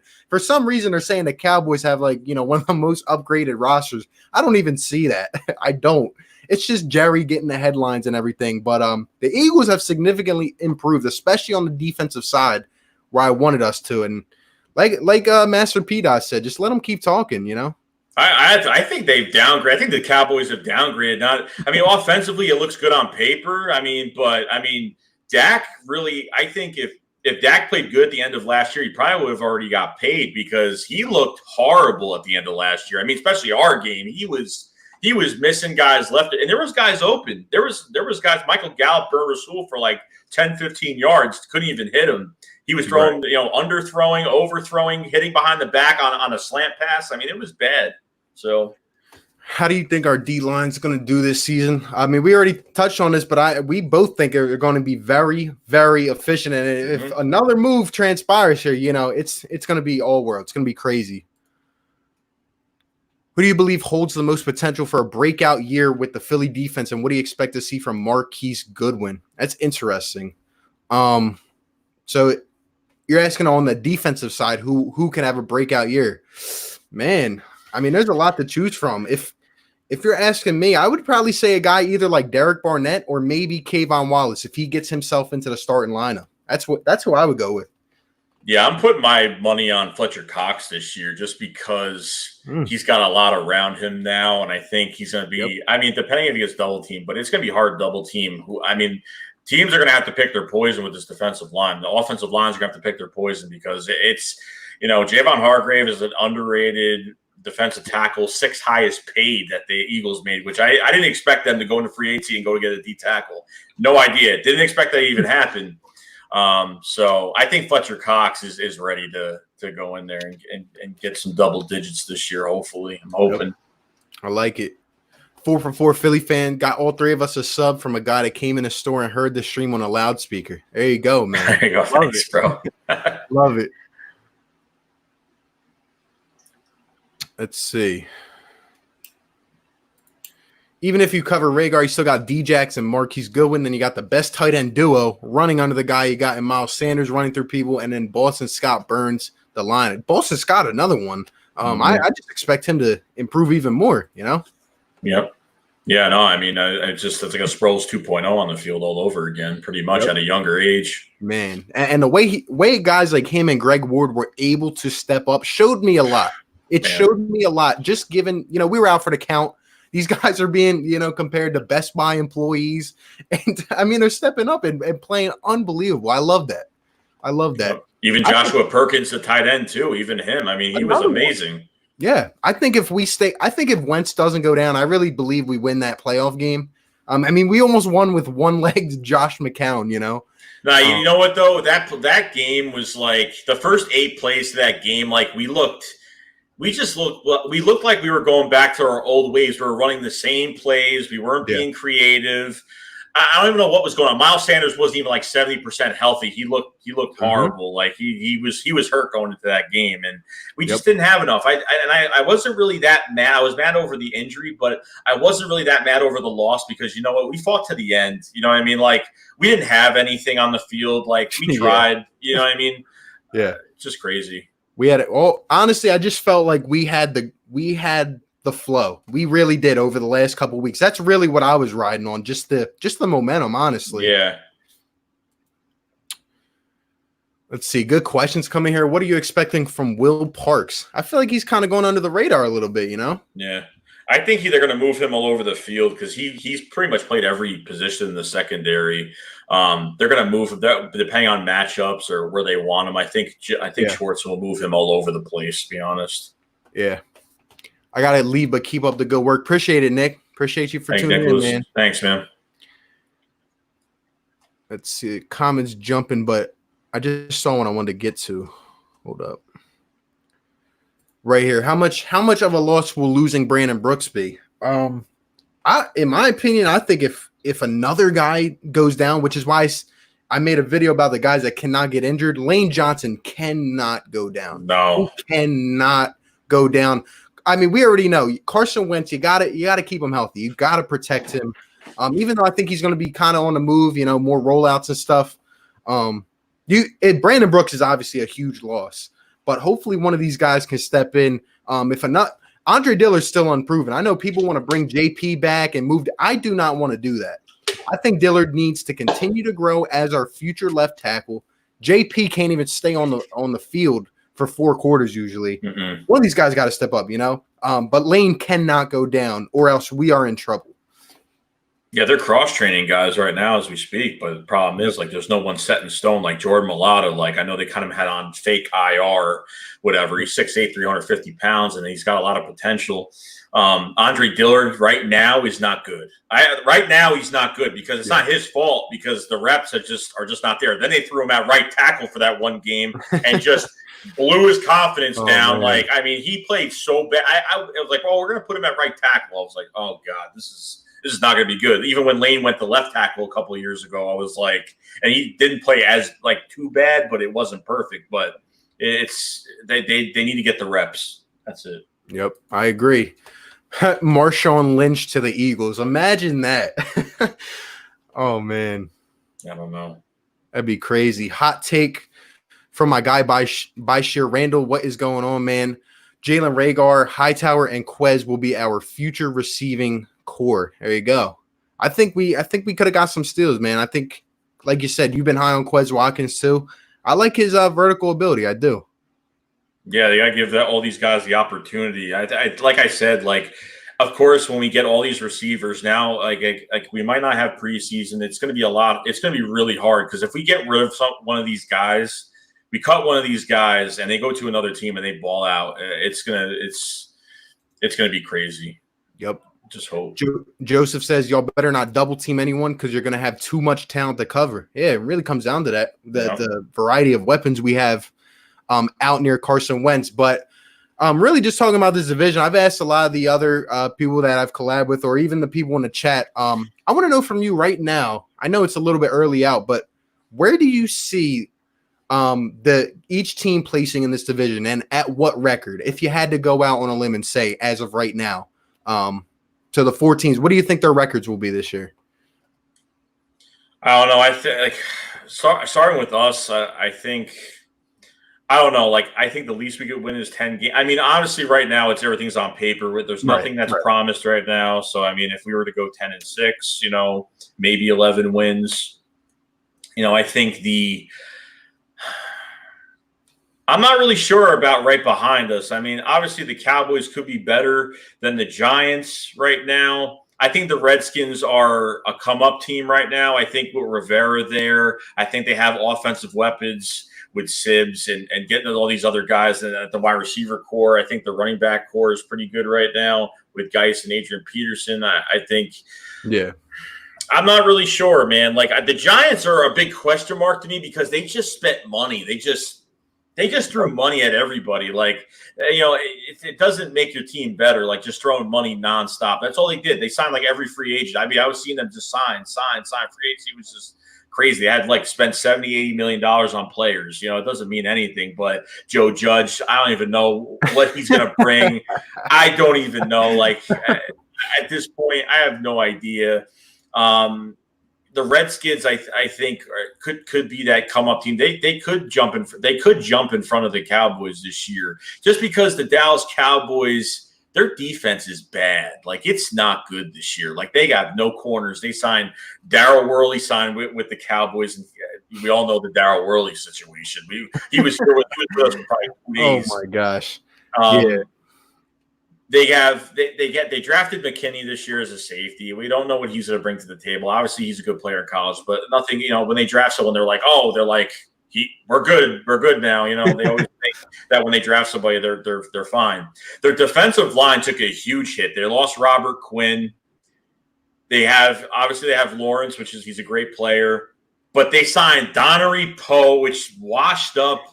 They signed Gerald McCoy, like, what the hell? And then they signed, I keep forgetting his name because I just don't care, that the crackhead from the San Francisco 49ers, they signed him, Alden Smith. It's like, oh, he's been clean for the past 9 months. And it's like, wait, you're talking now he's been clean for the past – he hasn't played since 2015, and they just threw $4 million at him like, here you go, welcome to the Cowboys. They got a lot of washed-up players. Like, their defense, the linebackers are great. The linebackers are fantastic with Jalen Smith and with Van Der Esch and Sean Lee, with Sean Lee, all those guys. I mean, probably one of the best linebacker cores in the league, but their defense took a huge hit this year. So I don't know, because you can't just win with just offense the whole year. Like, you can't. And then you're not going to trust Dak Prescott throwing the ball constantly all game. It's not going to happen. I couldn't agree more. I think it's just funny to me. Like you said, you just mentioned the Cowboys got older. Obviously, they picked up a couple nice pieces, but looking at their outside corner, I mean, Worley, come on now. I mean, first off, you got to have a criminal record to sign with the Dallas Cowboys. And, they go out and sign these pieces. But the thing that's even funnier to me is if you ask Cowboys fans, even some of them up in here will say, oh, the reason we lost is because of Jason Garrett. Jason Garrett, we wanted him out for so long. Are we acting like Mike McCarthy is going to take the Cowboys to the Super Bowl? I mean, are we really acting like that? First off, we are the only team in the division with the same system coming back. Second off, do we have short-term memory where we do not remember what happened in Green Bay over the last couple years? Mm-hmm. Aaron Rodgers couldn't even get along with Mike McCarthy, and he's one of the greatest I've ever seen. Yeah. First off, Mike McCarthy underperformed with Aaron Rodgers. What do you think is going to happen with the Cowboys offense? Those personalities, if he couldn't get along with A-Rod, do you think he's going to get along with Ezekiel Elliott? Look, I'm just saying. But ultimately, I think the Eagles will probably win 11 games. The Cowboys will probably be around 9 or 10. I think the Redskins will actually finish in third. The Giants have a tough schedule, and I don't even know who the heck Joe Judge is still. So I'll pick the Redskins with Ron Rivera to have more wins than the Giants. Yeah, I think he's going to turn it around over there. I think he will. I think he will. I'm back. Had to get the kids mad with a round of Uno. You already know, Philly 559. Oh, man. See, I got to address this because Camel Wolf said, when was the last time Carson Wentz scored a passing touchdown in the playoffs? First off, I'd rather prefer it to be throw a passing touchdown. But anyway, you act like because Dak Prescott has one playoff win. Do we not remember this man's rookie year? I mean, they were the number 1 seed and flopped out in the first game. Bro, I don't even count rookie years at all of quarterbacks because number one, there's no blueprints on quarterbacks if they become successful the first year. I don't even count, even if it was my quarterback. Like I would have to look at the other years besides that because there's no planning against a certain quarterback like the first year. Like right. There's no blueprint of that quarterback that you're planning against, especially before the game. So I don't count the rookie years too much. I really don't. It's just it was just one of those years. They just had a good year and it just didn't work out at the end. See, the thing with me is like when people talk about Carson Wentz, what is the only thing people worry about is if he can stay healthy, right? I would rather have the question of can my quarterback stay healthy instead of can my quarterback be the one to do it? Can he win? You know what I'm saying? I feel like those are the questions that get asked about with Dak Prescott. Can he be a leader? Can he, give him the ball in the fourth quarter? Can he go win a game? Can he do more with less around him? I know that Carson Wentz can do that. I know that he can step up and lead. But can Dak do? I mean, I don't know. Yeah, no, I just don't think he could. I don't know. I don't see him as a starting quarterback in the league. I really don't. Like it's really been mediocre after his rookie year. It really has. Yep. Like it just. Yep. I think honestly, like that offensive line isn't the same like it used to be like it was with Romo. Like every running back was pretty much like Darren McFadden. All these other guys were just successful as hell with that offensive line. Yep. Their offensive line's taking some hits too. Like, like Travis Frederick ain't there. They have Looney, whatever his name is, and he's he's okay. He's not bad, but he's not great either. You know? So I mean, at this point, it's just got to pick your poison with this quarterback because, Carson Wentz, they're praying to God that he gets hurt. They're praying to God that because they know he's good. They know he's good. Like the guy literally had receivers that didn't have 500 yards receiving and put the team on his back at the end of the year. Now the NFC East was horrible last year. Don't get me wrong, but I mean, you had a healthier roster. I think the only person that the Cowboys didn't have was Van Der Esch for that game. I think that was it. And like they looked like crap. I mean, they looked horrible. Then the front office of the Cowboys were like, I don't know if we should pay this guy this money. But now after seeing Mahomes, oh my God. I mean, just getting this monster contract that's unreal. Like they're tied in that money now. And now Dak is like, it's like look, I mean, someone just commented about it as well. Like, look, man, after that contract, and that's why I made a video just laughing about it, because the Cowboys find a way to lose. I mean, it's either they let him play on the tag and he gets, injured or he doesn't play that well. We're back at the same situation. Or they go ahead and overpay for him. So, I mean, it's great. It's great. The time that we signed Carson Wentz is unbelievable. And the problem is the resiliency. The Philadelphia Eagles are the most resilient team in the NFL because it doesn't matter what happens to them. I remember with Lane Johnson after that Miami game. I remember when Lane Johnson said, he's like, we're back into a corner. We're back to a corner now, and we're going to bite and we're going to fight. And that's what they did. And I didn't think it was going to happen. I said, we're probably going to lose against the Cowboys. We're going to lose we're going to lose like in an easy fashion. Like somebody's going to creep us. And then I think that Redskins game was the hardest game to win. Out of all of them, honestly, because Drew Haskins was oh my God, was doing work on us, and I really didn't think much of him, but he did a good job. He's actually pretty good, and he's tough too, and he'll run with the football and do whatever. But and what's even funnier is that Cowboys fans will say that Dak Prescott was injured for that game against the Eagles, but the funny thing is, one, they harp on Carson Wentz for being injured, especially, in big time games. And two, he threw 500 yards the next week against the Redskins. So, I mean, I'm sorry, man. It's just crazy. It's crazy.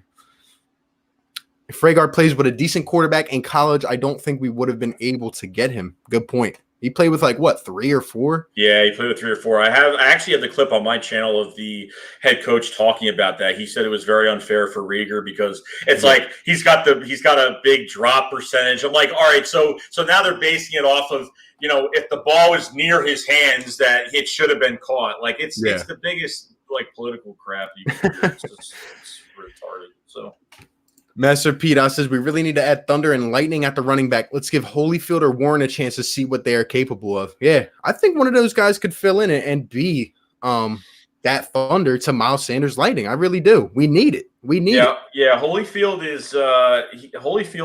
just doesn't have much NFL experience. He's been like couple games. Yep. Michael Warren is like a shifty bruiser. He's got a little shiftness to him. Like he's got a little bit of that jump cut step to him. So we'll see what happens. Can't really say much about it now. Yeah. Let's see. With Rhaegar, I love his versatility all over the field. Can make tough catches, run jet sweeps, and attack the middle. Yeah. It's really what we need in this offense. Yeah. You know? Let's see. Camel Wolf says, when was the last time Wentz had a clutch game? How about you go back to week 16 and watch those highlights? Wow, really? You're going to ask that question? Jesus. I don't know if he's been watching the games. No. ASMR, man, we don't need a running back, maybe a linebacker, but that is it. I agree. Yep. Let's see. I mean, I'm trying to see the questions here. A lot of people are just coming at Camel Wolf, letting them know. But that's what happens, bro. That's what happens. Oh, man. That's what you're going to get, dude. Jordan B says, I think Nathan Gary steps up big this year. What do you think about that? I think he's – because he was playing with injury last year, and he actually didn't play. He's not the best coverage linebacker, obviously. I think Sean Bradley will be that nice. I think he's the best coverage linebacker out of all the guys we do have. But Nate Gary, I think he's fully molded into a linebacker for the Philadelphia Eagles. I think he's finally transformed to that linebacker he wanted to be. But I think, Kevin Feshel, the linebacker coach, I think that, he's saying that you could throw Nathan Gary into the fire, have him make all the calls. Like, I think he's a very serviceable backup, but if you have to throw him in there, I have no problem with it. I really don't. Yeah. So I'm a fan of Nathan Gary. Yeah. I'm there with you. Nathan says Eagles start the season 4-2, go on a 3-4 game streak, and finish the season at 11-5. I like it. Really comes down to the couple tough stretches that we have, but a lot of those teams we do get at the link. So hopefully, if there's any fans, we're gonna need that. The one team that I know people throw out Baltimore and the Saints. To me, the Seahawks is one of the hardest games. I feel like we've never been able to come over that hump as of late. If we could beat the Seahawks, that would speak volumes, at least to me. Yep. Let's see. Yeah, we have to go to San Francisco. That's going to be – I'm glad. Throw the hard teams at us. I'm glad it's not an easy schedule. I don't want it to be an easy schedule. Like, I want to see what this team's made out of. I really do. Like, that's the only way we're going to find out if your team's good or not and how they're playing. So Goddard outran Vander Esch at the first game against them at AT&T. Is that the one where they called it back? Oh, man, that was the biggest. If I was doing YouTube at that time, I probably would have broke my camera. I mean, I remember that like it was yesterday. I could not believe that they called that. I could not believe it. I really could not. He was trying to go around him. He didn't throw his hands on him and move him out of the way. That's just my God. Was that the same game too at the beginning where Malcolm Jenkins came out of the pile with the ball? Yes, you saw 6 Eagles literally on the ball, and they said they have no. Oh yeah. That game was. We were screwed. We were screwed from the start of that game. Those two plays go opposite. We win that game, no doubt about it. I mean, we could have started off with the ball in our hands. Wait, that game went to overtime? No, we were down. I believe it was the last possession. It might have been overtime, but I thought it was the fourth quarter, a minute or two left, and that's when Goddard had that touchdown. Oh yeah. Maybe I'm wrong, but I just remember that sequence of events. I was pissed, man. I was pissed. Waylon Sembley, hot take trade to Patriots: Jeffrey, Douglas, and Mills for Tooney and Elderman. There you go. I would never trade for him. I would never, ever trade for him. He's going to cost $15 million for the year. There's no way. I'd rather go get Warford or Ron Leary. Yep. Those two guys are on my list right now, but I have a feeling that the Eagles were like, we have faith in Matt Pryor. You know, we'll see. Garrett wasn't the reason for the Cowbums 8-8 season. Kellen Moore called the plays. Dak's not pass heavy. He's a game manager. There you go. I mean, sums it up like that. Pay him 40. Pay him 45. I don't care. Please. Let's see. What's good, Texas boy? At least you can be – he's one of the guys that can be objective in here. Just sits back and watches. Not bad. And then we got a troll like this and Goat James says Hurts will be starting by week 5. Goat James, aren't you a fan of like the Yankees, the Lakers, the Cowboys? Like, come on now. Come on. Boy. Stop it. Yikes. Superhero says Wentz was healthy for all 16 last year. Carson's going to be dominant and healthy this year. I couldn't agree more. I'm thinking about 40 in the range of 40 touchdowns, maybe 8 interceptions for Carson, and 4,500 yards at least if everyone's healthy. Let's see.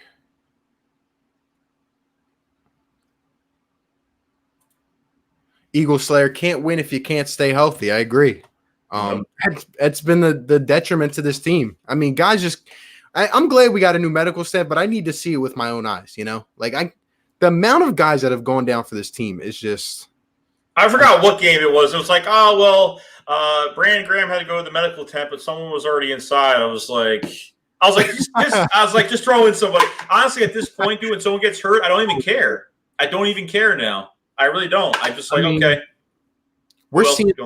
I'm seeing these corners come in like 6 stringers and stuff. I can't even remember the guys' names. It's just ridiculous. Olden Smith came out of hibernation. There you go. Yeah. Oh man, the streets. How do you think Killins is going to do after watching his highlights? I mean, after watching his highlights, I'm ecstatic about jumps off the tape. Love him. I'd like to see Philly run a 2 tight end set and just run the football. When that doesn't work, you run spread and torture defenses with talent. Eagles are on to something. There you go. Well, that's how we won against the Bills in Green Bay. We ran down their throats. Like, that's all we did the whole game. There was barely passing those 2 games. Like, that Green Bay game was nuts. Like, we ran it down their throats the whole game. It was fantastic. Like, we had pretty much a wall, and that was it. I mean, I loved it. Yep. Ethan, what's going on, bro? Appreciate you for tuning in, man. Got me and my guy Joeyshakes up on here. Been wanting to do this for a minute. We still got 85 people in here, guys. If you have not yet, smash the like button on both channels. Subscribe to both. One of the best in the Eagles community right here. And I really mean that. Unbelievable passion from this guy. He reminds me a lot of myself, honestly, because you just let the energy fly. You just speak.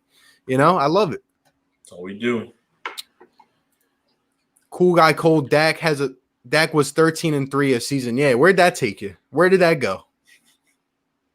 Come on now.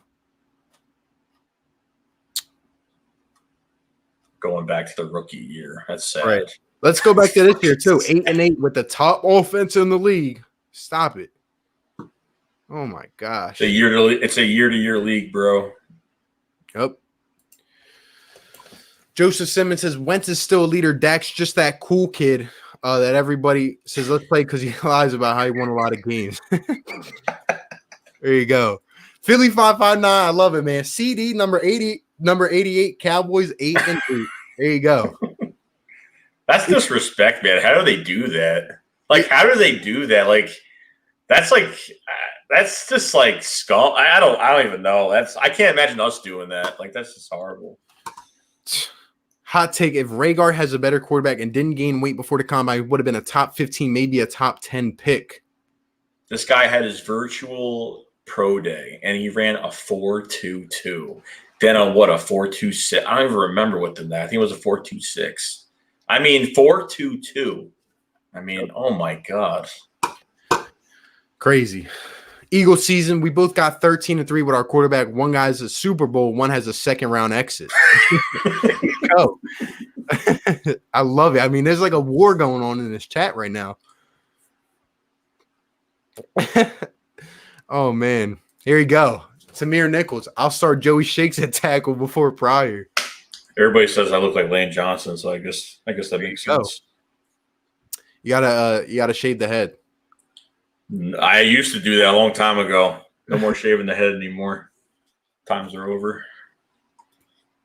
Lord Dagger, I don't know why you're talking, Camo. You told us you didn't watch football. Sit down. Oh, man. Woo. Hawk 215, what's going on? He is an Eagles fan, but from Boston. So, man, feel bad for you, but at the same time, appreciate you coming in here, always talking some football. Says Clowney wants to play for anyone right now because there might not be football this year, and he wants that free money. Woo! Maybe. There you go. But then he says, I don't want Clowney. Okay. Respect. Let's see. Show Enough says, I think Gary and Bradley will be fine with this D-line, especially if we get Clowney. There you go.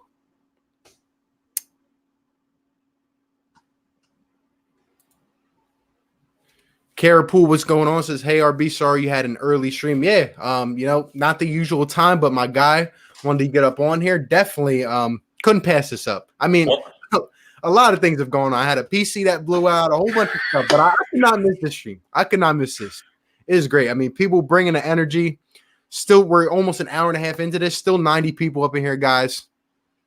Love it. Goat James, the troll, says Eagles will finish the season 6-10. Absolutely not. Not happening. I'm still going to go 13-3 or 10-6.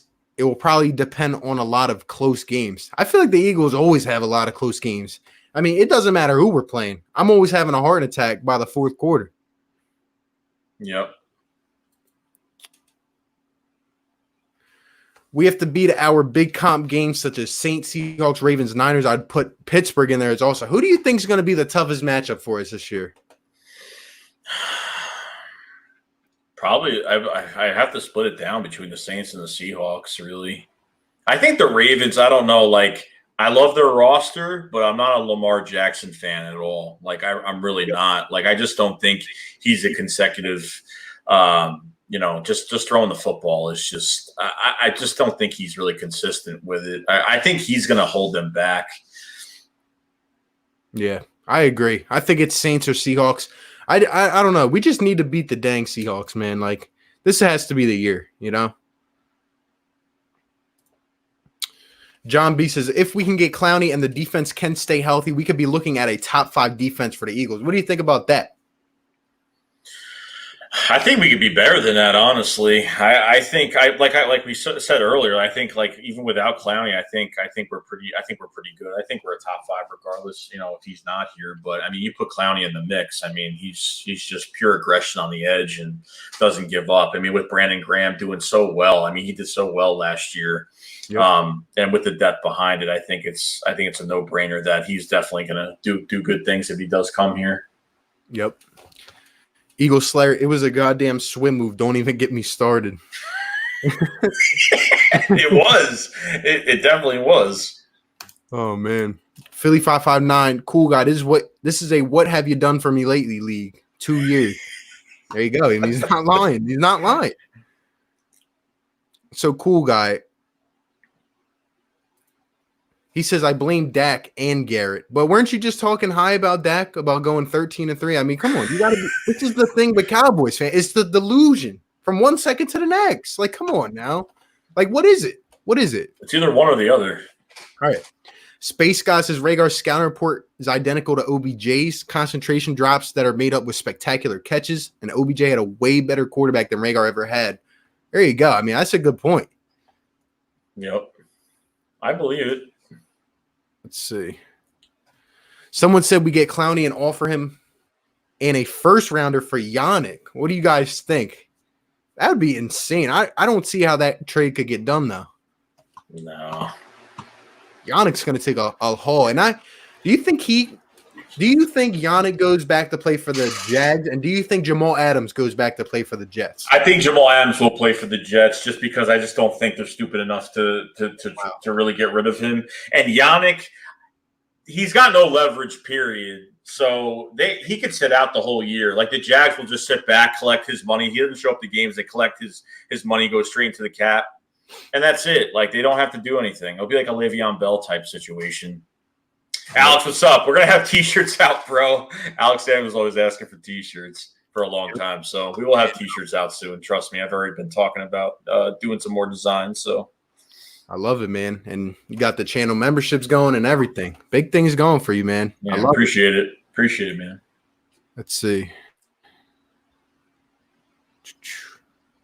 6 o'clock. Yeah, guys, we'll probably be on here for like another 10, 15 minutes. I don't want to hold Joey up too long. Just comments pouring in right now, so I'm going to try to get to most of them. Let's see.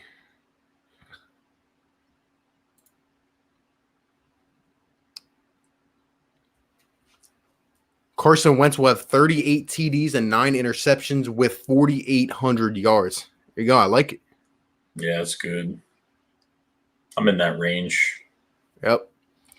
Alex says, my comment on LB, Nate G, no, he's not athletically great, but he is intellectually.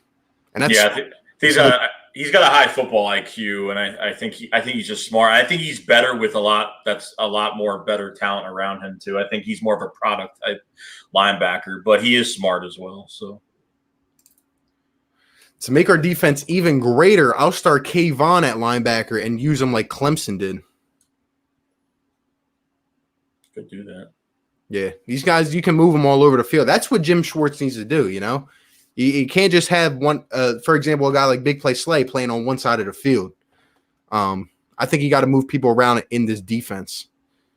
Right. Let's see. Like that 2 tight end set, or better yet, run that run and shoot from back in the day that ATL used in the 90s. Let's see.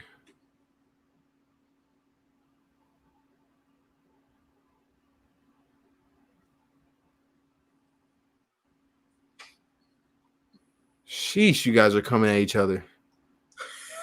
I mean, what did you do? What did you do? What did you do to your chat here? Yeah, man, it's crazy.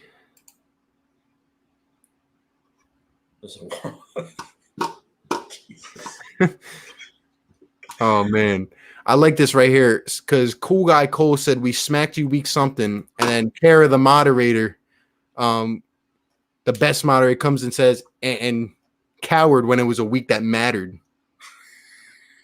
Let's see. Personally believe Clowney would be a good acquisition and would be versatile for us both at linebacker and on the defensive front. Health is the key for him.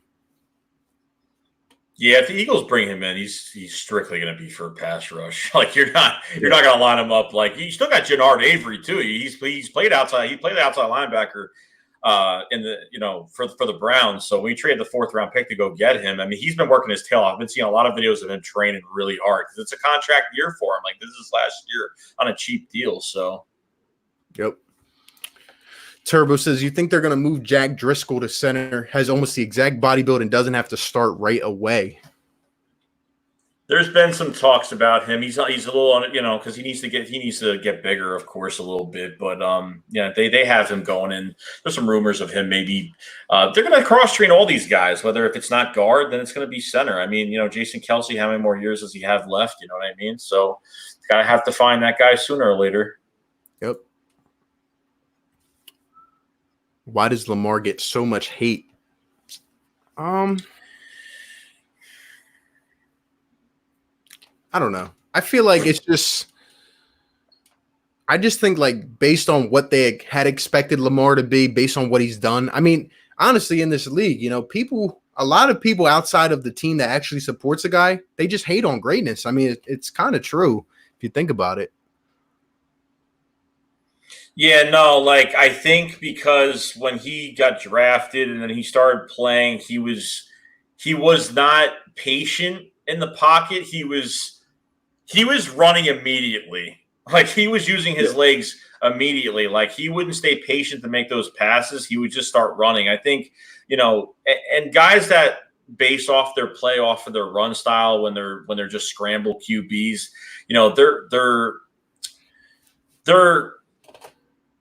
They get injured. I mean, it's something they have to be careful with too. Like, he runs way too much. He gets hit way too much. This is just what happens with guys like this. But I think he's gotten better, definitely. But do I think he's like anything like amazing? No. Do I want to see some of these guys like Patrick Mahomes and some of these guys deal with actual adversity? And like, imagine putting Patrick Mahomes with like our depleted wide receiver core. I would like to see that. You know what I mean? Like, I like Patrick Mahomes, but I want to see him deal with adversity, not a perfect roster with literally a track team around him. Like, I'd like to see him deal with some adversity. So that comes to effect too. I agree. I think it's hard to compare all these guys based on their situations. 100%. I just saw a couple comments about saying we don't really have the money for a Clowney and that Everson could be a cheaper option. We talked on this earlier. I just think that if you're able to get him for the discounted price, then you can go ahead and sign him. But me personally, I'm not paying over $13 million for Clowney. I'm really not, based on our cap space. No. Let's see. We'll get to some more of these comments and we'll wrap it up in a few minutes. Waylon says overall record 14-2, division 6-0. Let me ask you, what do you think the Eagles' division record will be this year?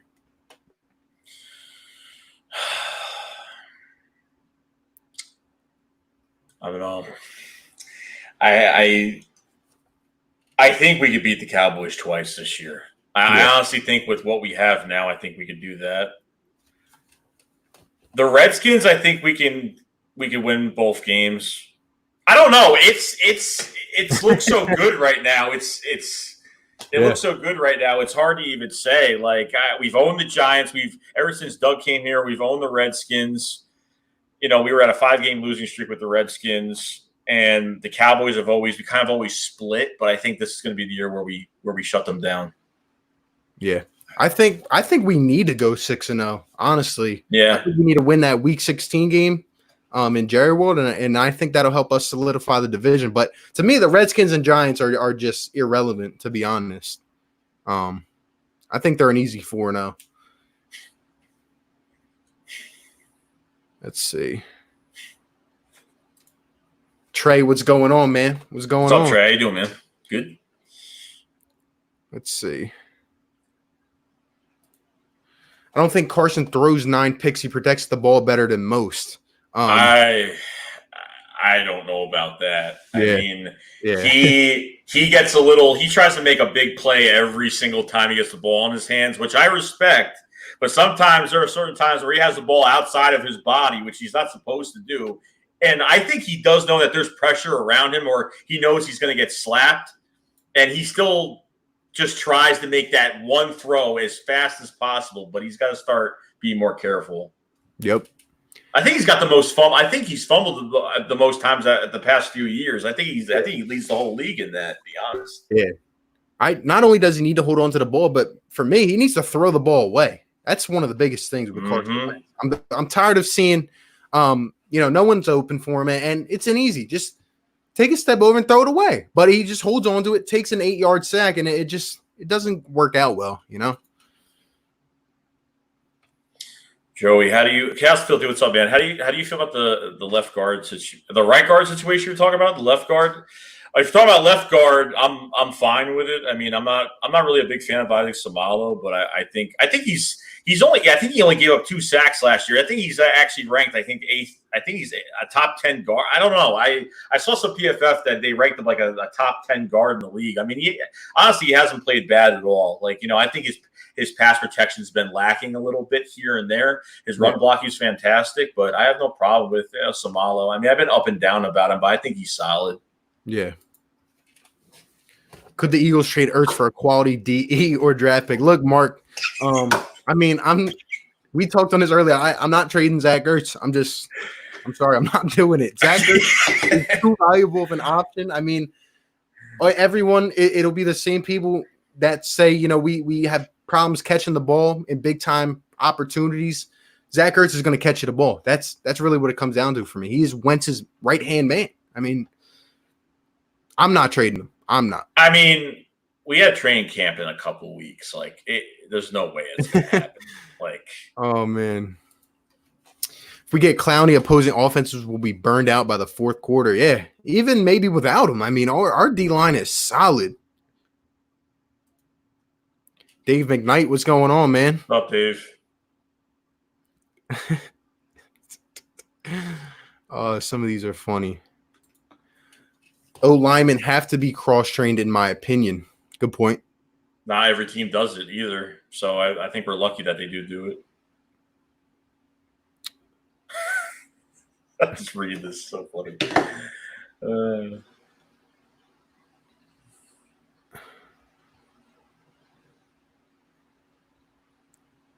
Let's see. Oh, man.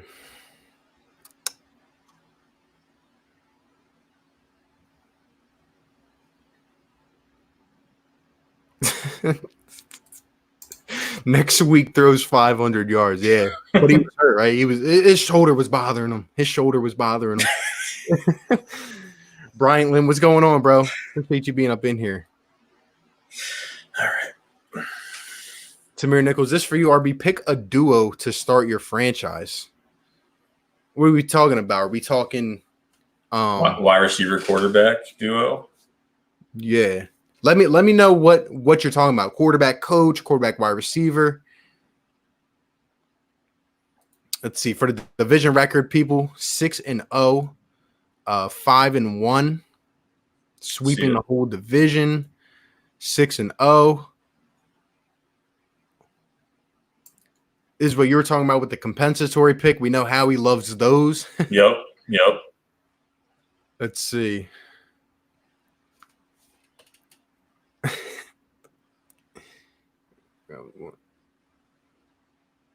Wait, but Hog, you're from Boston, though. I think he's asking me that. Yeah. How can you be born in New York?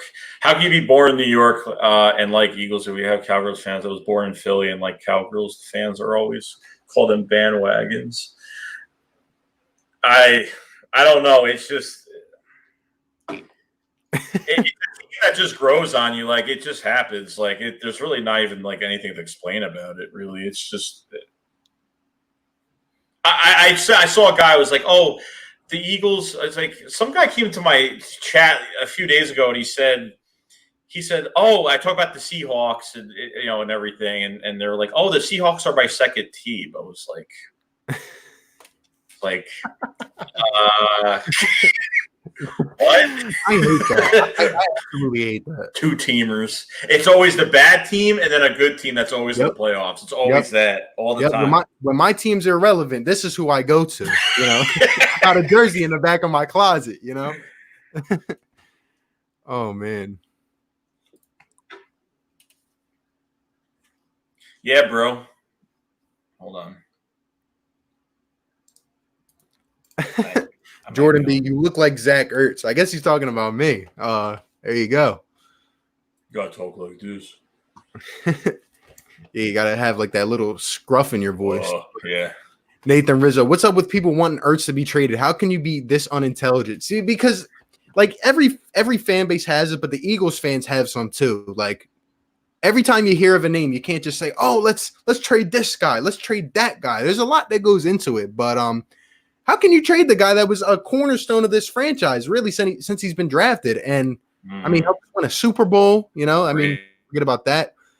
I love Dallas Goedert. I just don't think he's ready yet to give Zach Ertz type of production, in my opinion.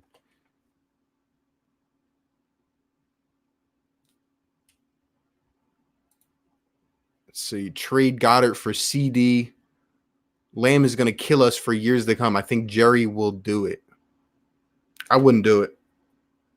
I think Joey froze up a little bit. Let's see if he comes back in, though.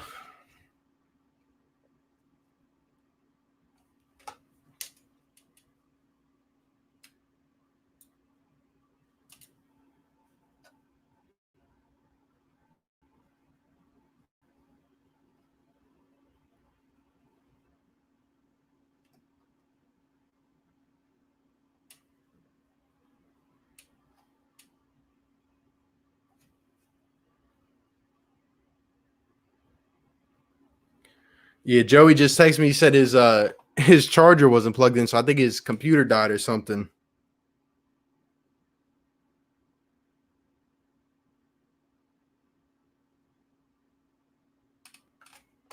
But yeah, man, we got 80 people up in here still, guys. If you have not yet, please like the stream up, subscribe to both channels. I'll definitely be collabing more. I know he'll probably come back on here, I think, and we'll wrap it up. But you guys have been great the whole time.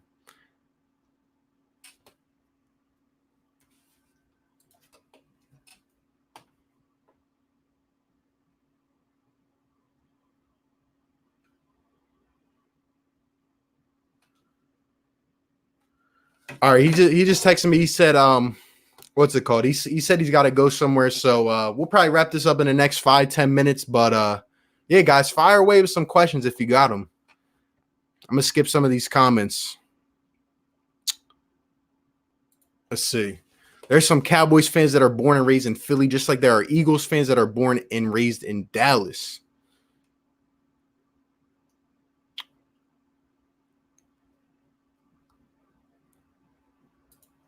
I wish Zach Ertz was stronger and fast. His yards after catch sucks. Yeah, I understand, but at the same time, Ertz has been our most reliable dude, you know? I mean, I love Zach Ertz. Let's see. Do not pick up CD. Goddard is our franchise tight end when Ertz retires. That is exactly what I'm saying. He's, in terms of talent-wise, Goddard is already top 10, at least in my opinion. And just going forward in the next couple years, if Ertz gets older, I understand the contract situation, but these two guys are such reliable assets for the Philadelphia Eagles. Oh, man.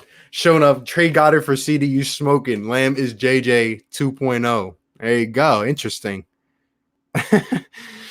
Joseph says, dang, I thought he was holding in a sneeze. There you go. Goddard's yard after catch is way better than Ertz. Yeah, it definitely is. It definitely is. But I just think both of these guys, they complement each other so well to the Eagles offense, you know?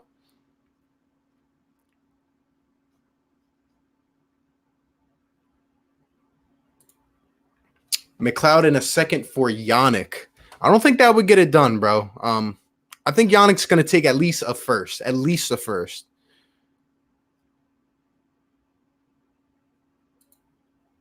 Now I'm on from Joey's channel. There you go.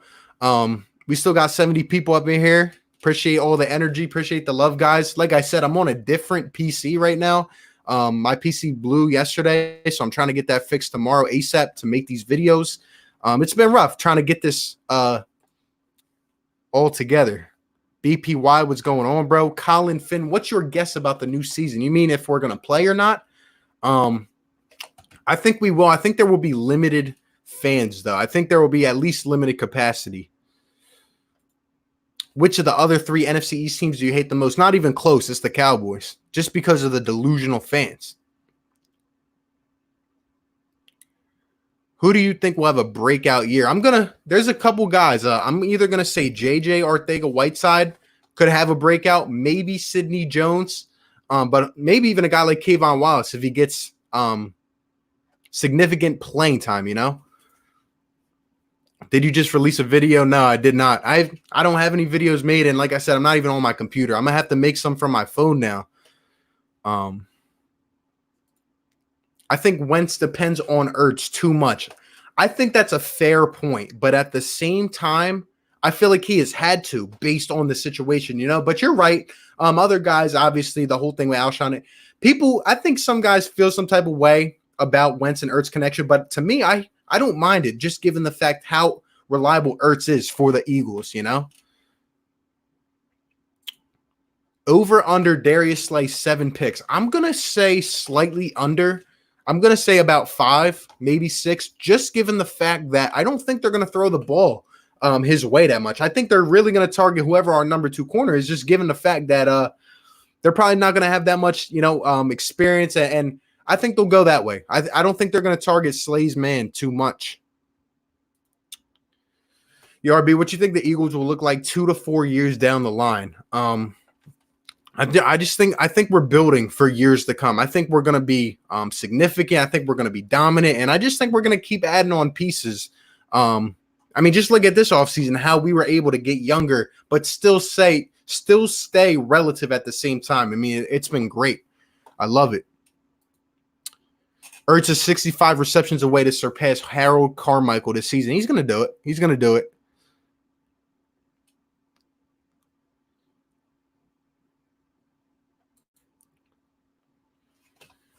Yeah, y'all talking about CD. I'm still mad we didn't get DK. Shaking my head. Yeah, I mean, that's ridiculous how far he fell down. It's crazy. Crazy.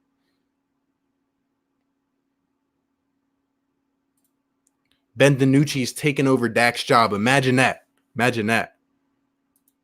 How often do you go live? I usually go live about 2-3 times a week, usually collabing with different people.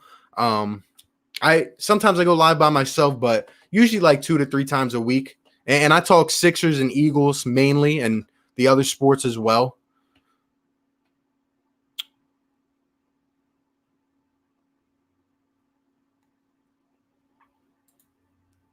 Slay will have 2 or 3 picks, no more than 3. I mean, that's ridiculous. Unless they don't just throw it at all his way, you know? Can Killins make the team? Absolutely. Killins can make the team. I think he will. I think this team's honestly going to carry 4 running backs. I think one, probably Killins will end up mainly on special teams, but I could see Miles Sanders, Boston Scott, probably a bruiser, or Corey Clement, and probably a guy on special teams as well. Yeah, bro, this was fun. Yeah, man, I appreciated having Joey up on here. Definitely got to do it again. I know his schedule's a little bit different, but I've been trying to collab with a lot of people, you know. I love the Eagles community. I love all you guys that come out. This has been helping me get through the whole time. Just this weird time without sports. You know, I love coming on here streaming, just talking to you guys. So it's definitely been great. But well, I'll answer a few more questions, then I'll get up on out of here. Let's see. Yeah, Joseph Slay has 3 picks because quarterbacks are scared to throw in his direction. Yeah, man. I mean, we're gonna go up against some good receivers this year. We are gonna go up against some good, like very good receivers. But I think Slay's gonna do a great job on these guys. I really do, and they're probably gonna target whether it's Avonte Maddox or whether it's Sidney Jones or Trevor Williams or whoever's over there covering the other receivers. I think they're gonna target them a lot. But our defense is going to be great.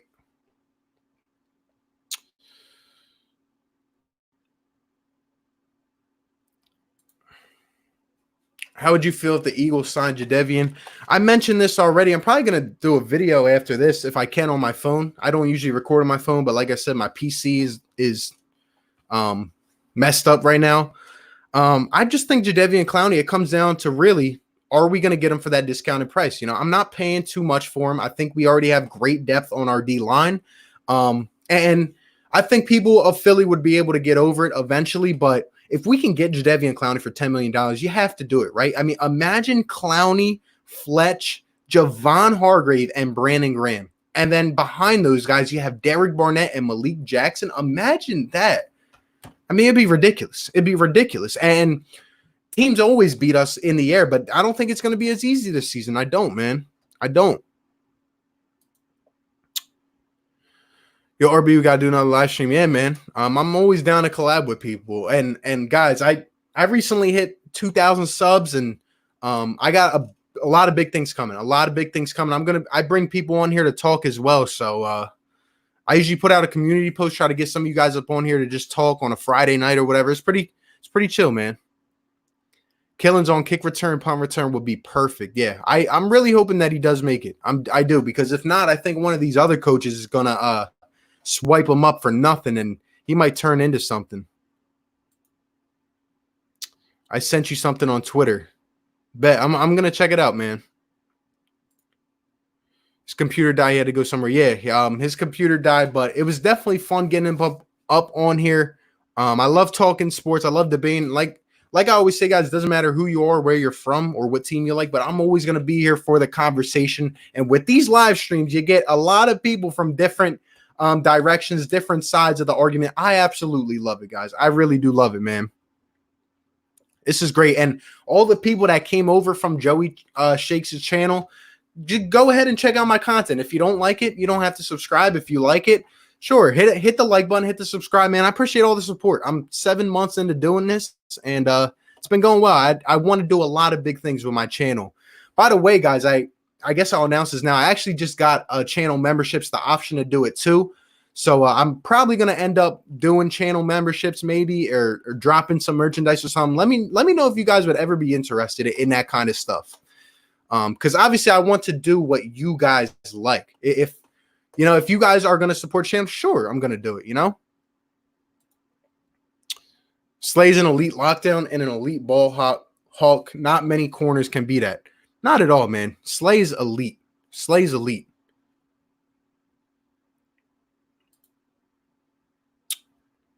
Bro, this got dislikes. Even if you're a Cowboys fan, RB has great content. Is consistent with it.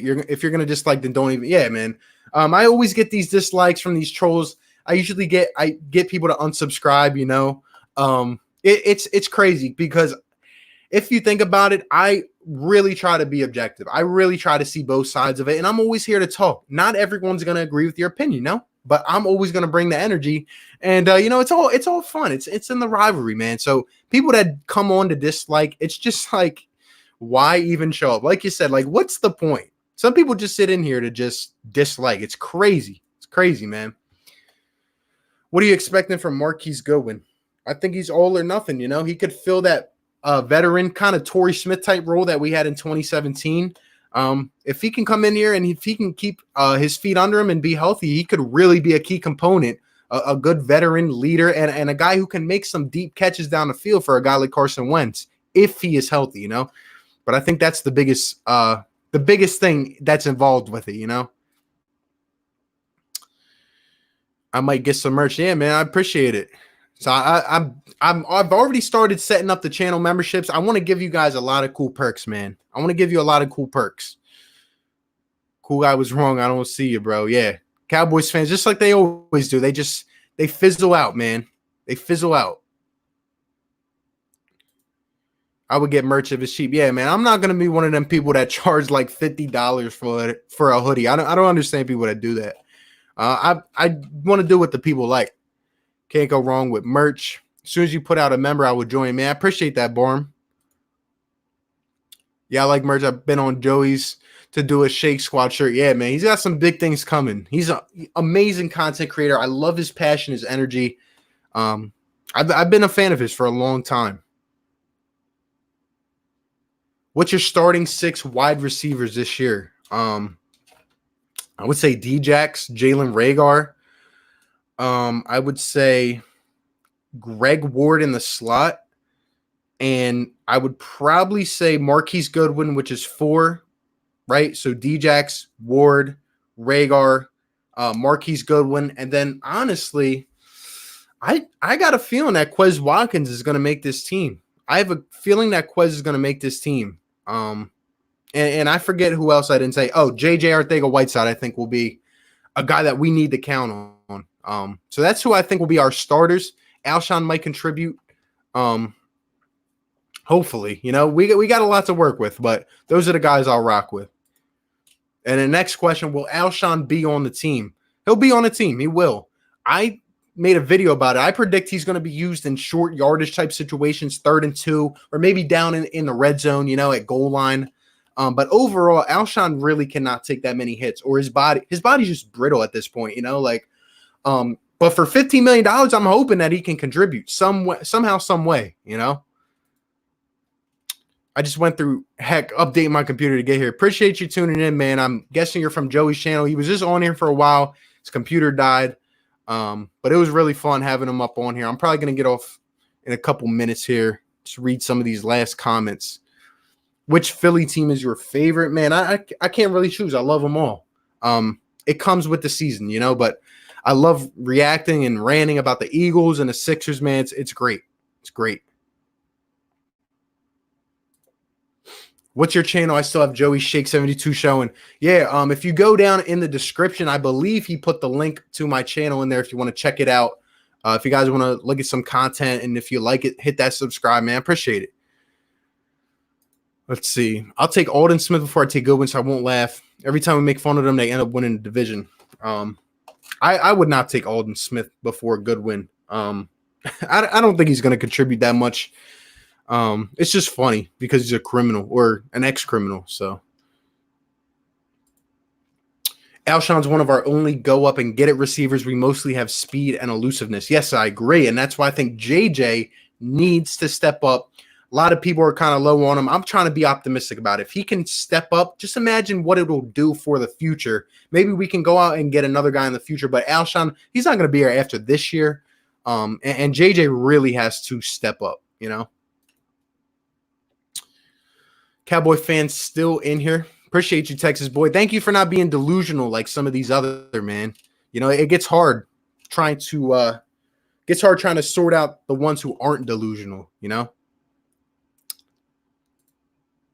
JJ's a younger, better Alshon. That's who he patterned his game after. I agree, and he needs to step up and be that guy for the Eagles, man.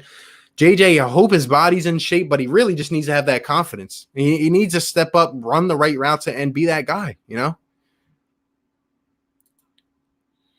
Djax, Rhaegar, Alshon, J-Jaw, Watkins, Goodwin, and Ward. Okay. So 7. Yeah, I'm kind of around that. I do. I think those guys will get some snaps. I do. Will Jordan Mailata play? Could he change position? Hey, man. Mailata has been one of the biggest question marks. Really. I mean, are they going to play this guy ever? I don't know. I don't see it this year. But I would love to. I just don't for some reason. But I'm not opposed to trying this guy at different positions, you know? I mean, you got him for a reason. I think JJ will step up.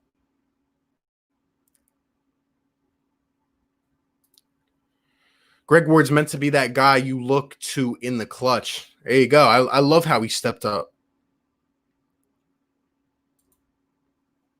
Djax, Jeffrey, Quez, Hightower, Rhaegar, and JJ. I like it. Mailata needs to stay with the offensive line. Yeah. I don't really see him playing anywhere else, like running back or something like that. No, I don't see it. Let's see. Rhaegar will prove to be our best wide receiver to high point the ball, in reference to Joe Simmons saying Alshon's our only go up and get it. Yeah, I think Rhaegar can be that guy, and also J-Jaw, if he is, if he's healthy and stuff.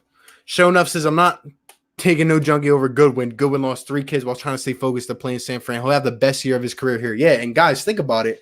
With what we gave up to get Goodwin, I mean, if he comes out and just plays adequate, I mean, that's a steal for the Eagles. That's a great move if he comes out and is the guy.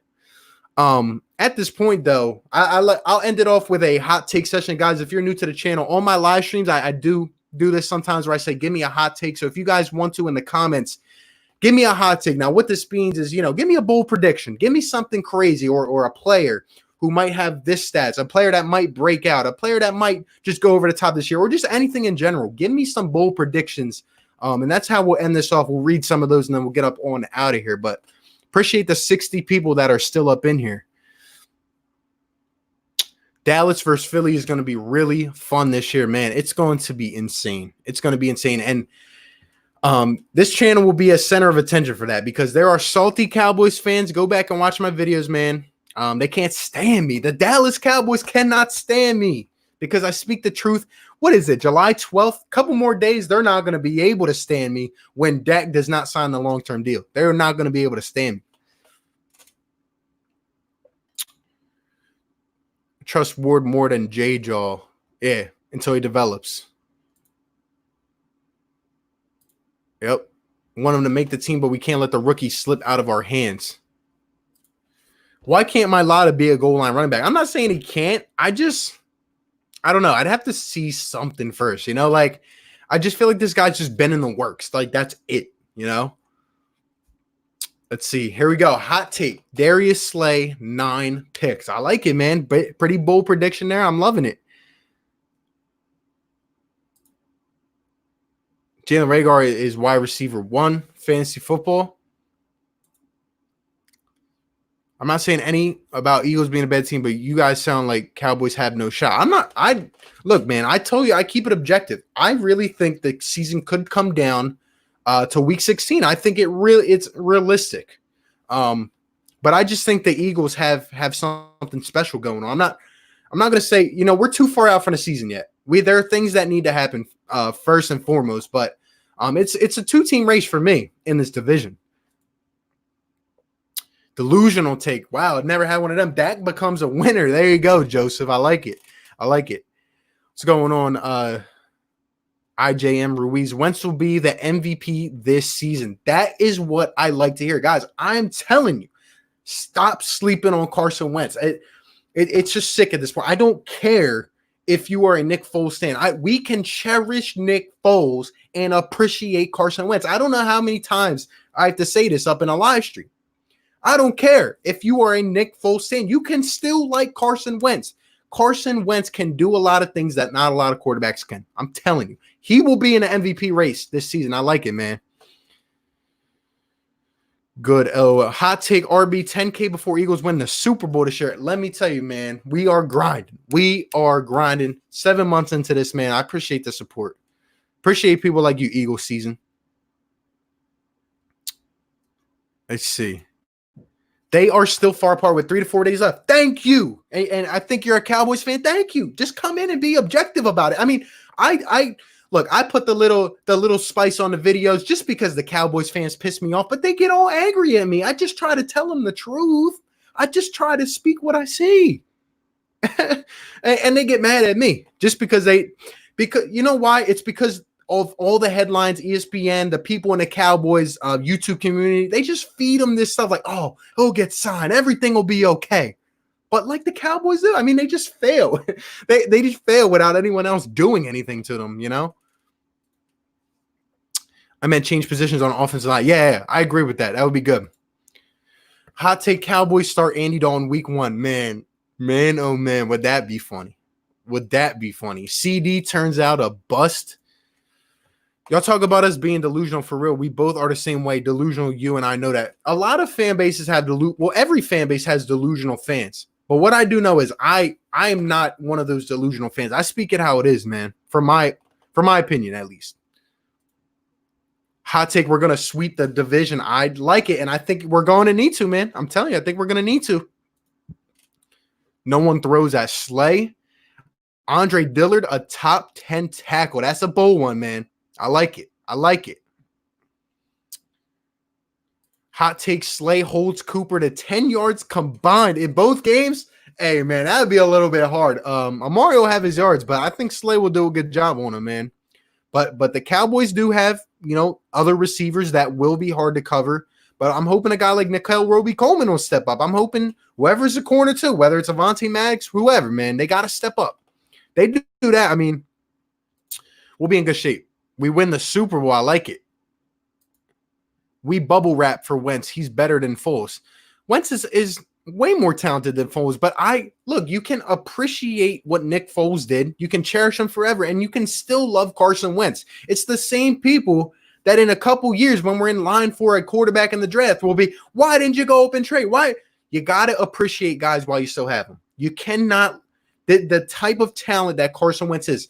The biggest question is if he can stay on the field, which he did for an entire season last year until he got taken out by a cheap shot. He will be just fine, man. He'll be fine. Foles was average during the regular season. Wentz is the better better quarterback by far. And Nick Foles, honestly, can really only play in Philadelphia or with the right system. But I love Nick Foles and I love Carson Wentz. I don't understand why it's so hard for people to be okay with that. It's okay. It is okay. Like, stop trying to compare the two. And now, every time Carson Wentz gets up hobbling, call in, Jalen Hurts, call in whoever. Like, we need to stop, man. We need to stop. I want to win in Jerry World, man. If week 16 we end their hopes, that'll be a special week. That'll be a special week. The Foles Society will continue until Wentz proves otherwise. Well, what do you mean proves otherwise? Like, what does that technically mean? Hot take: RB hits 5,000 subs by January. That'd be crazy, man. That'd be crazy. I do daily content, so I'm gonna keep grinding for you guys, man.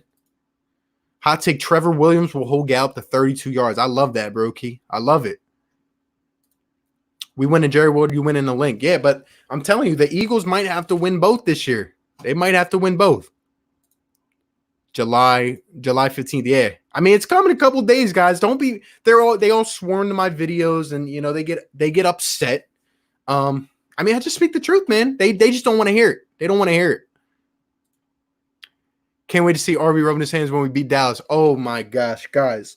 When I'm telling you, I've not even had a football season under my belt where the live streams, the game reactions are going to be something different.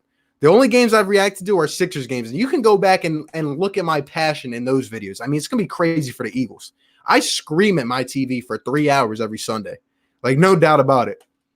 Foles is gone. The Foles Society are weirdos. Yeah, I don't understand it. How can you call yourself an Eagles fan, but you don't support our franchise quarterback? I don't get it. Every fan base is delusional. It's just Cowboys are a little more delusional. Thank you, RJ. Thank you. I mean, that's just what I say. I've gotten the privilege of meeting some objective Cowboys fans on this channel. They come in here, they say what's up, and they talk and they debate. But for the most part, a lot of you guys are just delusional. Like, check my videos. Check my reaction video that's about to hit 100K views.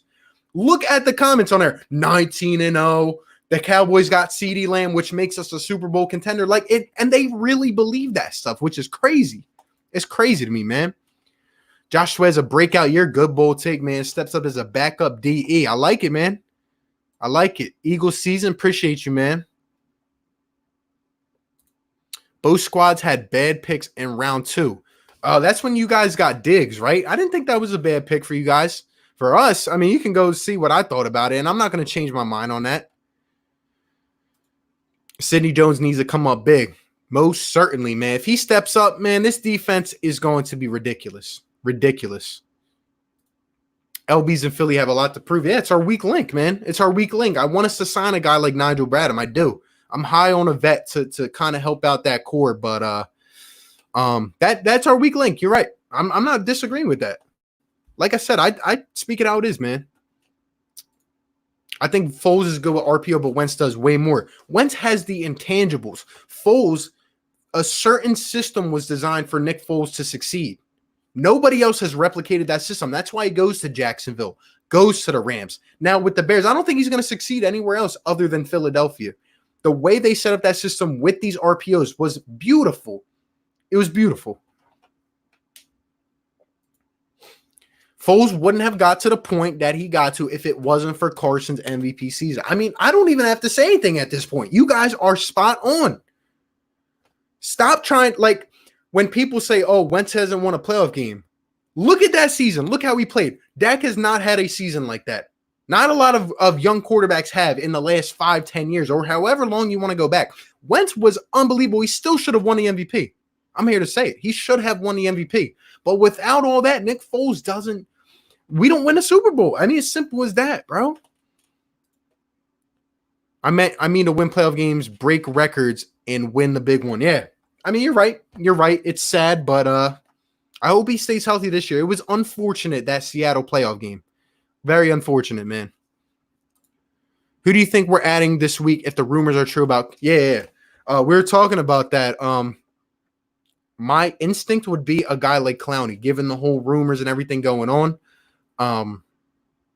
Other guys, it would be harder. It would be harder based on what we would have to give up. But if we made a big splash and got some guy, it could even be a couple moves. I'll be excited, man. I'll be excited. Y'all see a Super Bowl reaction? You curse a lot. Yo, hey, I put that up like a week ago. My Super Bowl reaction from years back before I was even on here. I was recording with an iPhone 5 or something like that. I was just going nuts. I could not sit down that night. No doubt about it. Imagine his reaction when Cody Parkey missed. Bro, oh my God. I did 4 laps around my house. 4. My dad had already walked out to the kitchen. He said, dang, we lost. I saw the one bounce, and I'm literally panting. I'm like, please tell me that did not go in. I'm silence. And then they go, No good. I ran around the house. I went absolutely nuts. I mean, it was crazy, man. It was crazy. I don't know if I can wait for week 1 or week 1, bro. Man, you guys, it's crazy how much this channel has grown. When the whole quarantine started, I was at like 400 subs. To look at where we're at now without sports, I'm telling you guys just got to keep rocking with me. The energy will be here. Look, I'm younger. This is longevity. I see this long term. I'm not stopping this at all. I love this every single day. Daily content, man. I love it. Can't wait to see Sanders play the entire season. Yes, and yes. I don't want to run Sanders into the ground, but I do think he will have upwards of 1,700, maybe 1,800 yards combined, because there are difference maker running backs in this league. He is a game changer. He's a game changer. He will prove it this season. Hot take: Brandon Graham sacks Dak 12 times this season. Sheesh. Talk about a fire take. My gosh. Telling you, it gets crazy up in these streams. Y'all don't want to miss these streams, man. Usually we got a plethora of Cowboys fans coming in here crying. I mean, we have some delusional Cowboys fans that come up in here. It's great, man. And all my Philly people shut them down. I love it. Yeah, we're just culturally different when it comes to Dallas and Philly. That's why we hate each other, not just football. So much different, man. So much different. But, I mean, I've heard some people in Texas and Dallas, the games are the nicest people ever. You come to a Philly game, man, you are getting harassed by some of these Eagles fans. They will let you know. They will let you know. Denzel Mims is soft and getting an injury cutting his season short. Oh, man, I love it. I had New York Jets fans crying on my channel. Go ahead and watch my reaction to that. They were crying to me. Jets fans who are like, how do you support the Jets? I'm sorry if there's Jets fans in here. I'm not trying to offend you, but the Jets, you have the audacity to talk. Mims is soft like tissues. Charmin ultra soft. Like, he is soft, bro. He's soft. Talk behind a video game screen. Come on, man. Sheesh. Diggs was not the corner I wanted. Fulton. Yeah, Fulton was a good pick. A guy I like too, as well as Zach Bond, linebacker. But you can go watch my reaction to that. Crazy. I know he's not an Eagles fan. Nah. Hey, man. And that's the thing. These hot takes, when I say give me a hot take, it's anything you want. Anything at all, which is, I love that take, man. I love it. Whew. I think Hargrave and Ridgeway will take Fletcher Cox's place when he leaves or retires. Hey, I think he's still got at least some good years left, but you're right, man. Ridgeway's a guy not to be slept on, for sure. For sure. Jinx Wolf, what's going on, bro? Let's see. Clowney to Philly would not scare me because we have 2 tackles who can block him. I mean, come on, bro. Look at our D-line in its entirety. As of right now, if I was the Cowboys, I'd be scared. No, imagine adding Clowney. That's an all-world defensive line. No doubt about it, bro. No doubt about it. Ridgeway is underrated, needs to get talked about more. I agree, bro. I agree. And his name will come up. Don't worry. Even that one guy, what was his name? Deshaun Hall from last preseason. I thought he was going to make the roster, but I don't know. Just me. I live in NC, and that's real close to USC, and I follow Clowney. I've never been impressed by him. He became famous off one college hit. Yeah, I will say, especially for many years at the beginning of his career, a number 1 overall pick with that hype, he was not living up to it. But in the last couple of years, he's been a nice D lineman, in my opinion. But I'm not paying too much for him. I'm not.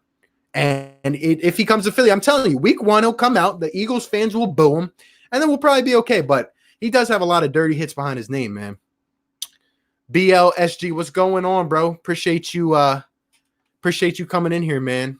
Texas boy, don't throw your jersey on the floor. Oh no. But I want all you stinking Cowboys fans to come in here and just say I'm sorry. I'm sorry, RB. You know, we underestimated you. Because I will be here. Win or lose, I am always here. And I will speak it how it is. But November 1st, you guys are gonna be crying up in this stream. I can't wait. I cannot wait.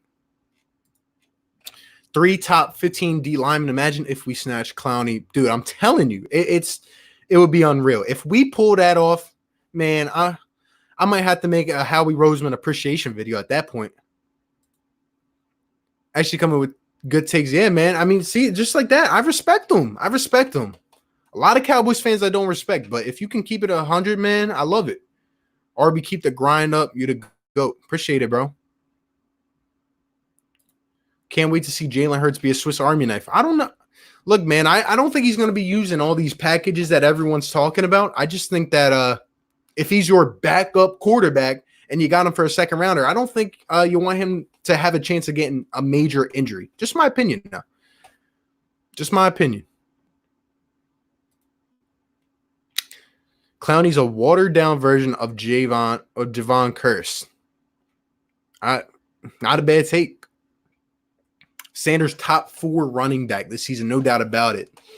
I like it. I could put him in my top 5 after this year if everything works out correctly.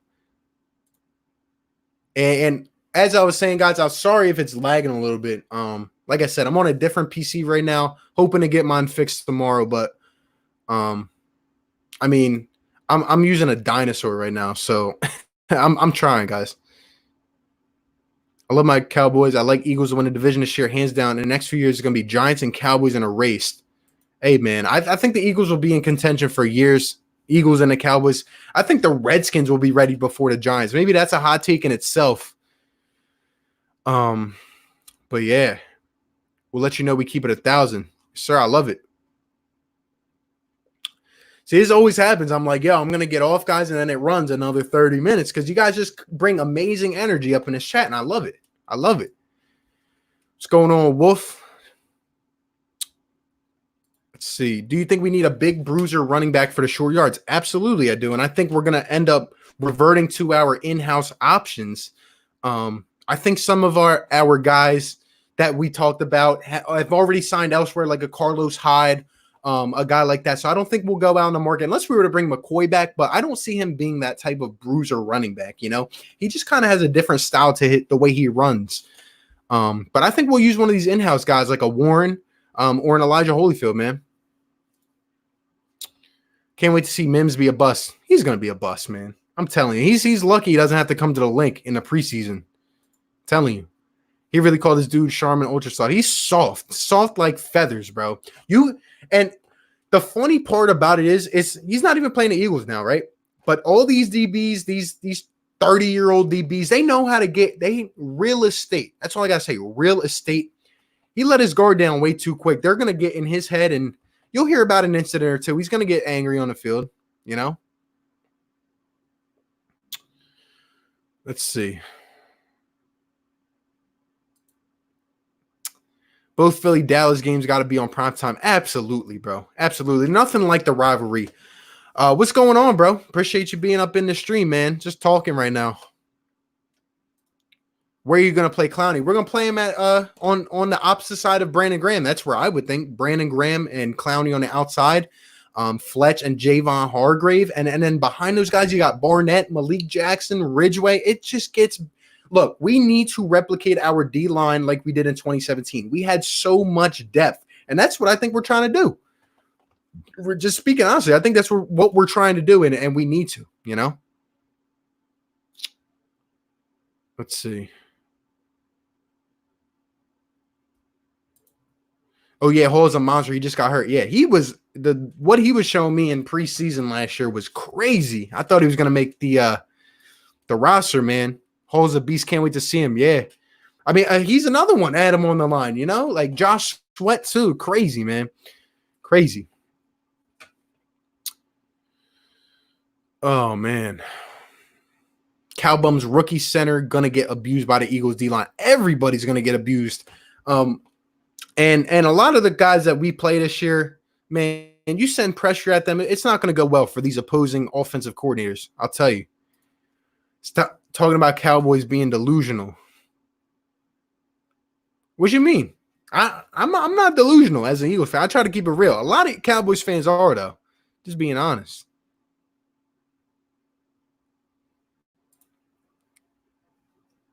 I'll be all right. PT sucks. Hey, I hope everything's going well with your recovery, Kara. Thank you for being in here as well. You guys couldn't for the draft. We couldn't what? I don't know what that means. Deshaun Hall would be a great backup pass rusher. He would be amazing. I want to see a lot more of him. I do. When the Eagles win, Cowboys are going to be, well, when Wentz gets injured, y'all aren't, yep. And it's just going to keep on coming. It's going to keep on coming, you know? I don't know what this comment means. I don't know what this means. Hot take, Brandon Graham sacks Daniel Jones 12 times as well. Hey, you know, Daniel Jones, he loves losing the ball, so I could see BG hitting Daniel Jones. I don't think the Giants' offensive line is too good. I'm not worried about the Cowboys. Heck, their running back is 37% of offense. You ought to do way better. Go ahead, run the ball. Yeah, and like I said, our D-line, we usually do not give up a lot of yards to opposing running backs. Here and there, yeah, it happens. But we are a great run team, and then you add Hargrave next to Fletcher Cox. It's going to be ridiculous. I'm telling you, like, teams have always reverted to beating us in the air, but now with Darius Slay on the outside and some of these other guys, I'm telling you, it's not going to be that easy. Not going to be that easy.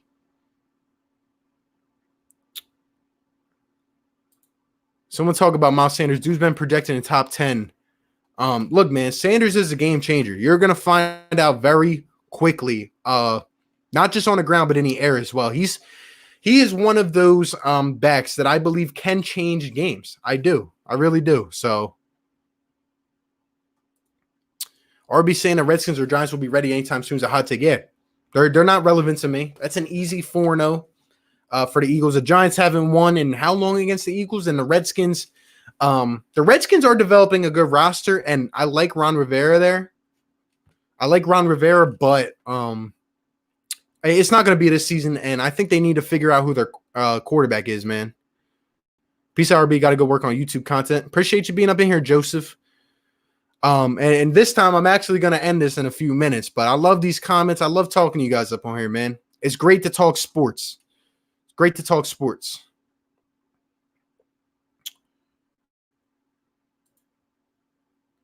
Went from the hospital to the track team. I can't wait for the season. I cannot wait, man. Mims is so soft. You can't come to Philly and be soft like that. Oh, my gosh. Dude, I'm not trying to compare him, but if there's anyone that was similar to how Nelson Aguilar acted, I mean, it kind of just see it right there. He would not have been ready for the spotlight in Philadelphia, and it's no more fitting that he goes to the New York Jets. Like, you think he's going to do something in New York with that coach? I don't believe too much in Sam Darnold, but come on, man.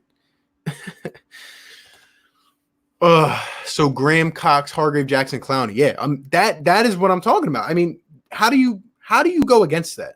Really? How? Don't forget about Josh Sweat. Yeah, not forgetting about him. Great DL, but we got an awesome O-line. Yeah, but at the same time, I know Frederick retired. You guys lost a couple other guys, I believe.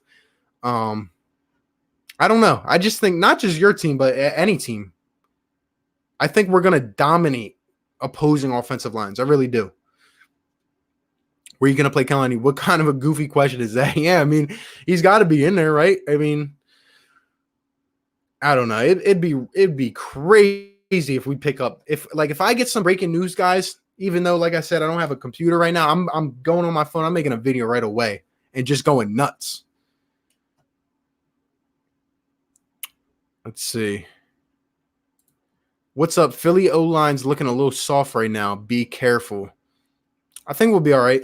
If we lose another guy, though, like I said earlier, we're in some trouble. If we lose a Lane Johnson, a Jason Kelsey, we are in a boatload of trouble, man. Just being honest. I'm just speaking of how it is. Wentz is all the Cowboys talk about. Yep, and all it is the injury question. Like I said, I would rather the question be, can my quarterback stay healthy? Rather than, is my quarterback going to win? Is he a winner? Just saying. BG learned a lot from Trent Cole. That says it all. I love Trent Cole, man. Cole was awesome.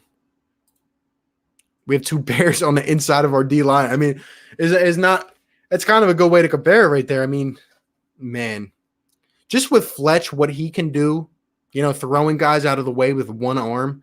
I mean, just imagine it. They're definitely not running up the middle on us. I'll tell you that. I bet a Giants fan $50 the Eagles finish ahead of the Giants. Are you serious, Butch? Are you serious? Wow. Wow. The Giants are going to finish last in the division. Look at their schedule. I'm telling you, they're winning 5 games this year.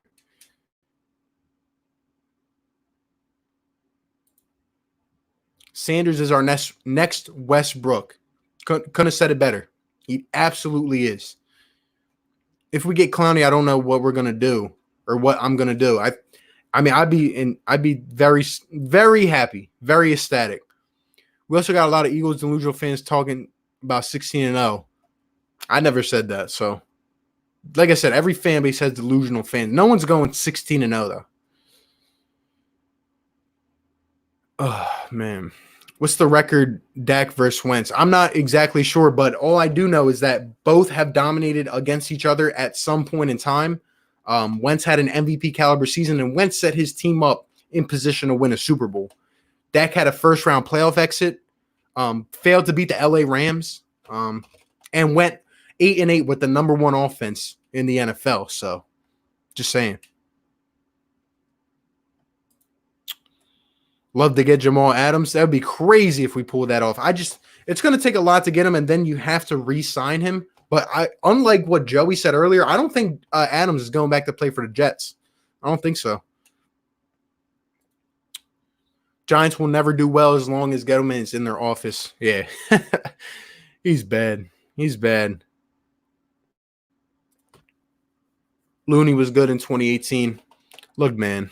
I'm just telling you, the D line of the Eagles is going to bring nightmares. Speaking of Sanders and Westbrook, they both scored their first rushing touchdown at Buffalo. Yeah, man. I like that. To me, it's kind of just like the guy that comes out, like a B Westbrook, and then McCoy came out, and now Sanders. It's like a pattern, I love it. Sanders is better than Barkley and Zeke put together. That I do not agree with. I think that this division will have the best overall running backs, but honestly, Zeke to me is a top 2 back in the league, and Saquon Barkley is a top 3 right now. I give Zeke the edge just because of his experience, but those are the 2 hardest backs that we play, and we got them 4 times a year. And still, our D-line manages pretty well, I'd say, against those guys, or at least we don't let them score. We let them get their yards in the middle of the field, but we hold them pretty well, so I like it. Fly goes fly for life. What's going on, bro? Appreciate you being up in here. Go Birds, man. Love it. Butch Jones, yes, I'm serious. That's crazy, bro. That's crazy. 11 wins. If we get Clowney, I might run around the house a couple times. Yeah, I might have to do a lap around my yard, Oh, man.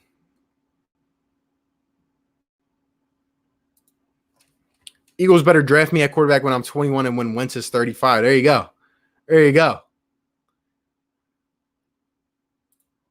Our defense was so bad last year. Drops were an issue. Run game was spotty, etc. Look, at the end of the day, you guys had the number 1 offense. Is all you guys seem. A lot of you guys seem to talk to me about. 8-8. I mean, look at the Eagles roster. Look at our roster.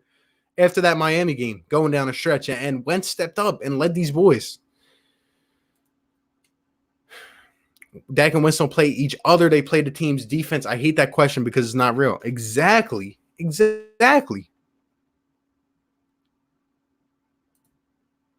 Y'all talking about winning division already. Hey, go take a look at some of my videos and see what some of the Cowboys people said. You'll be surprised. Maybe not. But we're just talking football, man. We're just talking football. Carson's currently working out with our receivers while Dak didn't even talk to his front office for a year. Look, I'm telling you, if they don't get that deal done, which I don't think they will, he's going to be pretty salty. Just saying, man. RB, I'm out here. Take care. Appreciate you, Ethan. Appreciate you coming up in here, man. Still got 46 people strong, 2.5 hours. Read some final comments and we'll get up out of here. But, guys, again, it was great having Joey on. Sucks that his computer died, but I'm definitely going to get him back on a collab soon. I know he has a different schedule, but either way, I'm always supporting him. One of the best content creators in the Eagles community. I'm on the uprise, so if you guys like my content or want to go check it out, definitely hit that like button. Hit the like button in the stream and subscribe if you're new, man. But I respect everyone's viewpoints. I stream a lot. I bring daily content. So if you guys want to support, I love it, man. Appreciate all you guys.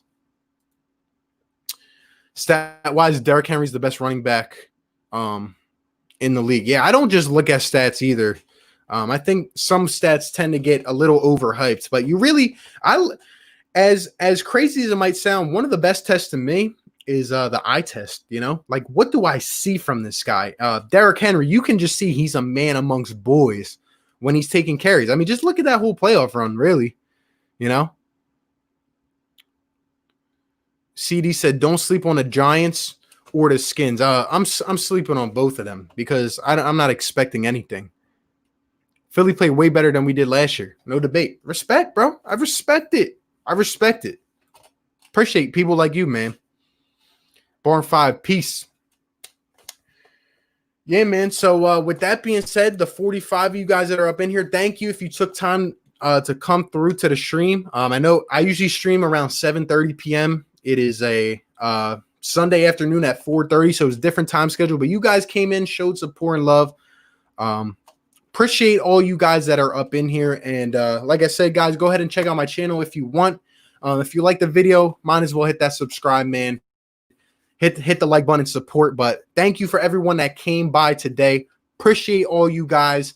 And hopefully I'll be catching up with you guys in the future. Like I said, hopefully I'll get my PC fixed tomorrow. I'll probably make some vids on my phone. Might not be as good as my normal vids because I'm not too good at editing on my phone. But I'll try. You know, I'm always bringing daily content. So I'm going to continue to stay consistent like I have throughout this time. But thank you guys if you're new or old. Appreciate you. And I hope to see you guys in the future on these streams. I'll do a couple more this week, but on my content as well. So thank you guys. With that being said, let's read some of these last ones. Have a blessed night's time. Don't take your health for granted. Yeah. Have a good night, Alex. Hope everything's good with you, man. Name the quarterback, running back, one wide receiver for your Eagles all-time team. Man, damn. I don't want to get this whole debate started. Quarterback, I'll probably go at this point. You know, I don't want to get this debate started, but just since you're talking about all time, I'm guessing you're talking about over a period of time. I'll say McNabb. I wasn't old enough to see Harold Carmichael, but you guys know what I mean. I mean, I wasn't old enough to see these guys play, so I'll go McNabb. See, it's harder because I'm younger, you know. Running back, I'll have to go. I've heard a lot of good things about Ricky Waters, but I'll probably go with Brian Westbrook. And wide receiver, man, there's so many good ones to choose from.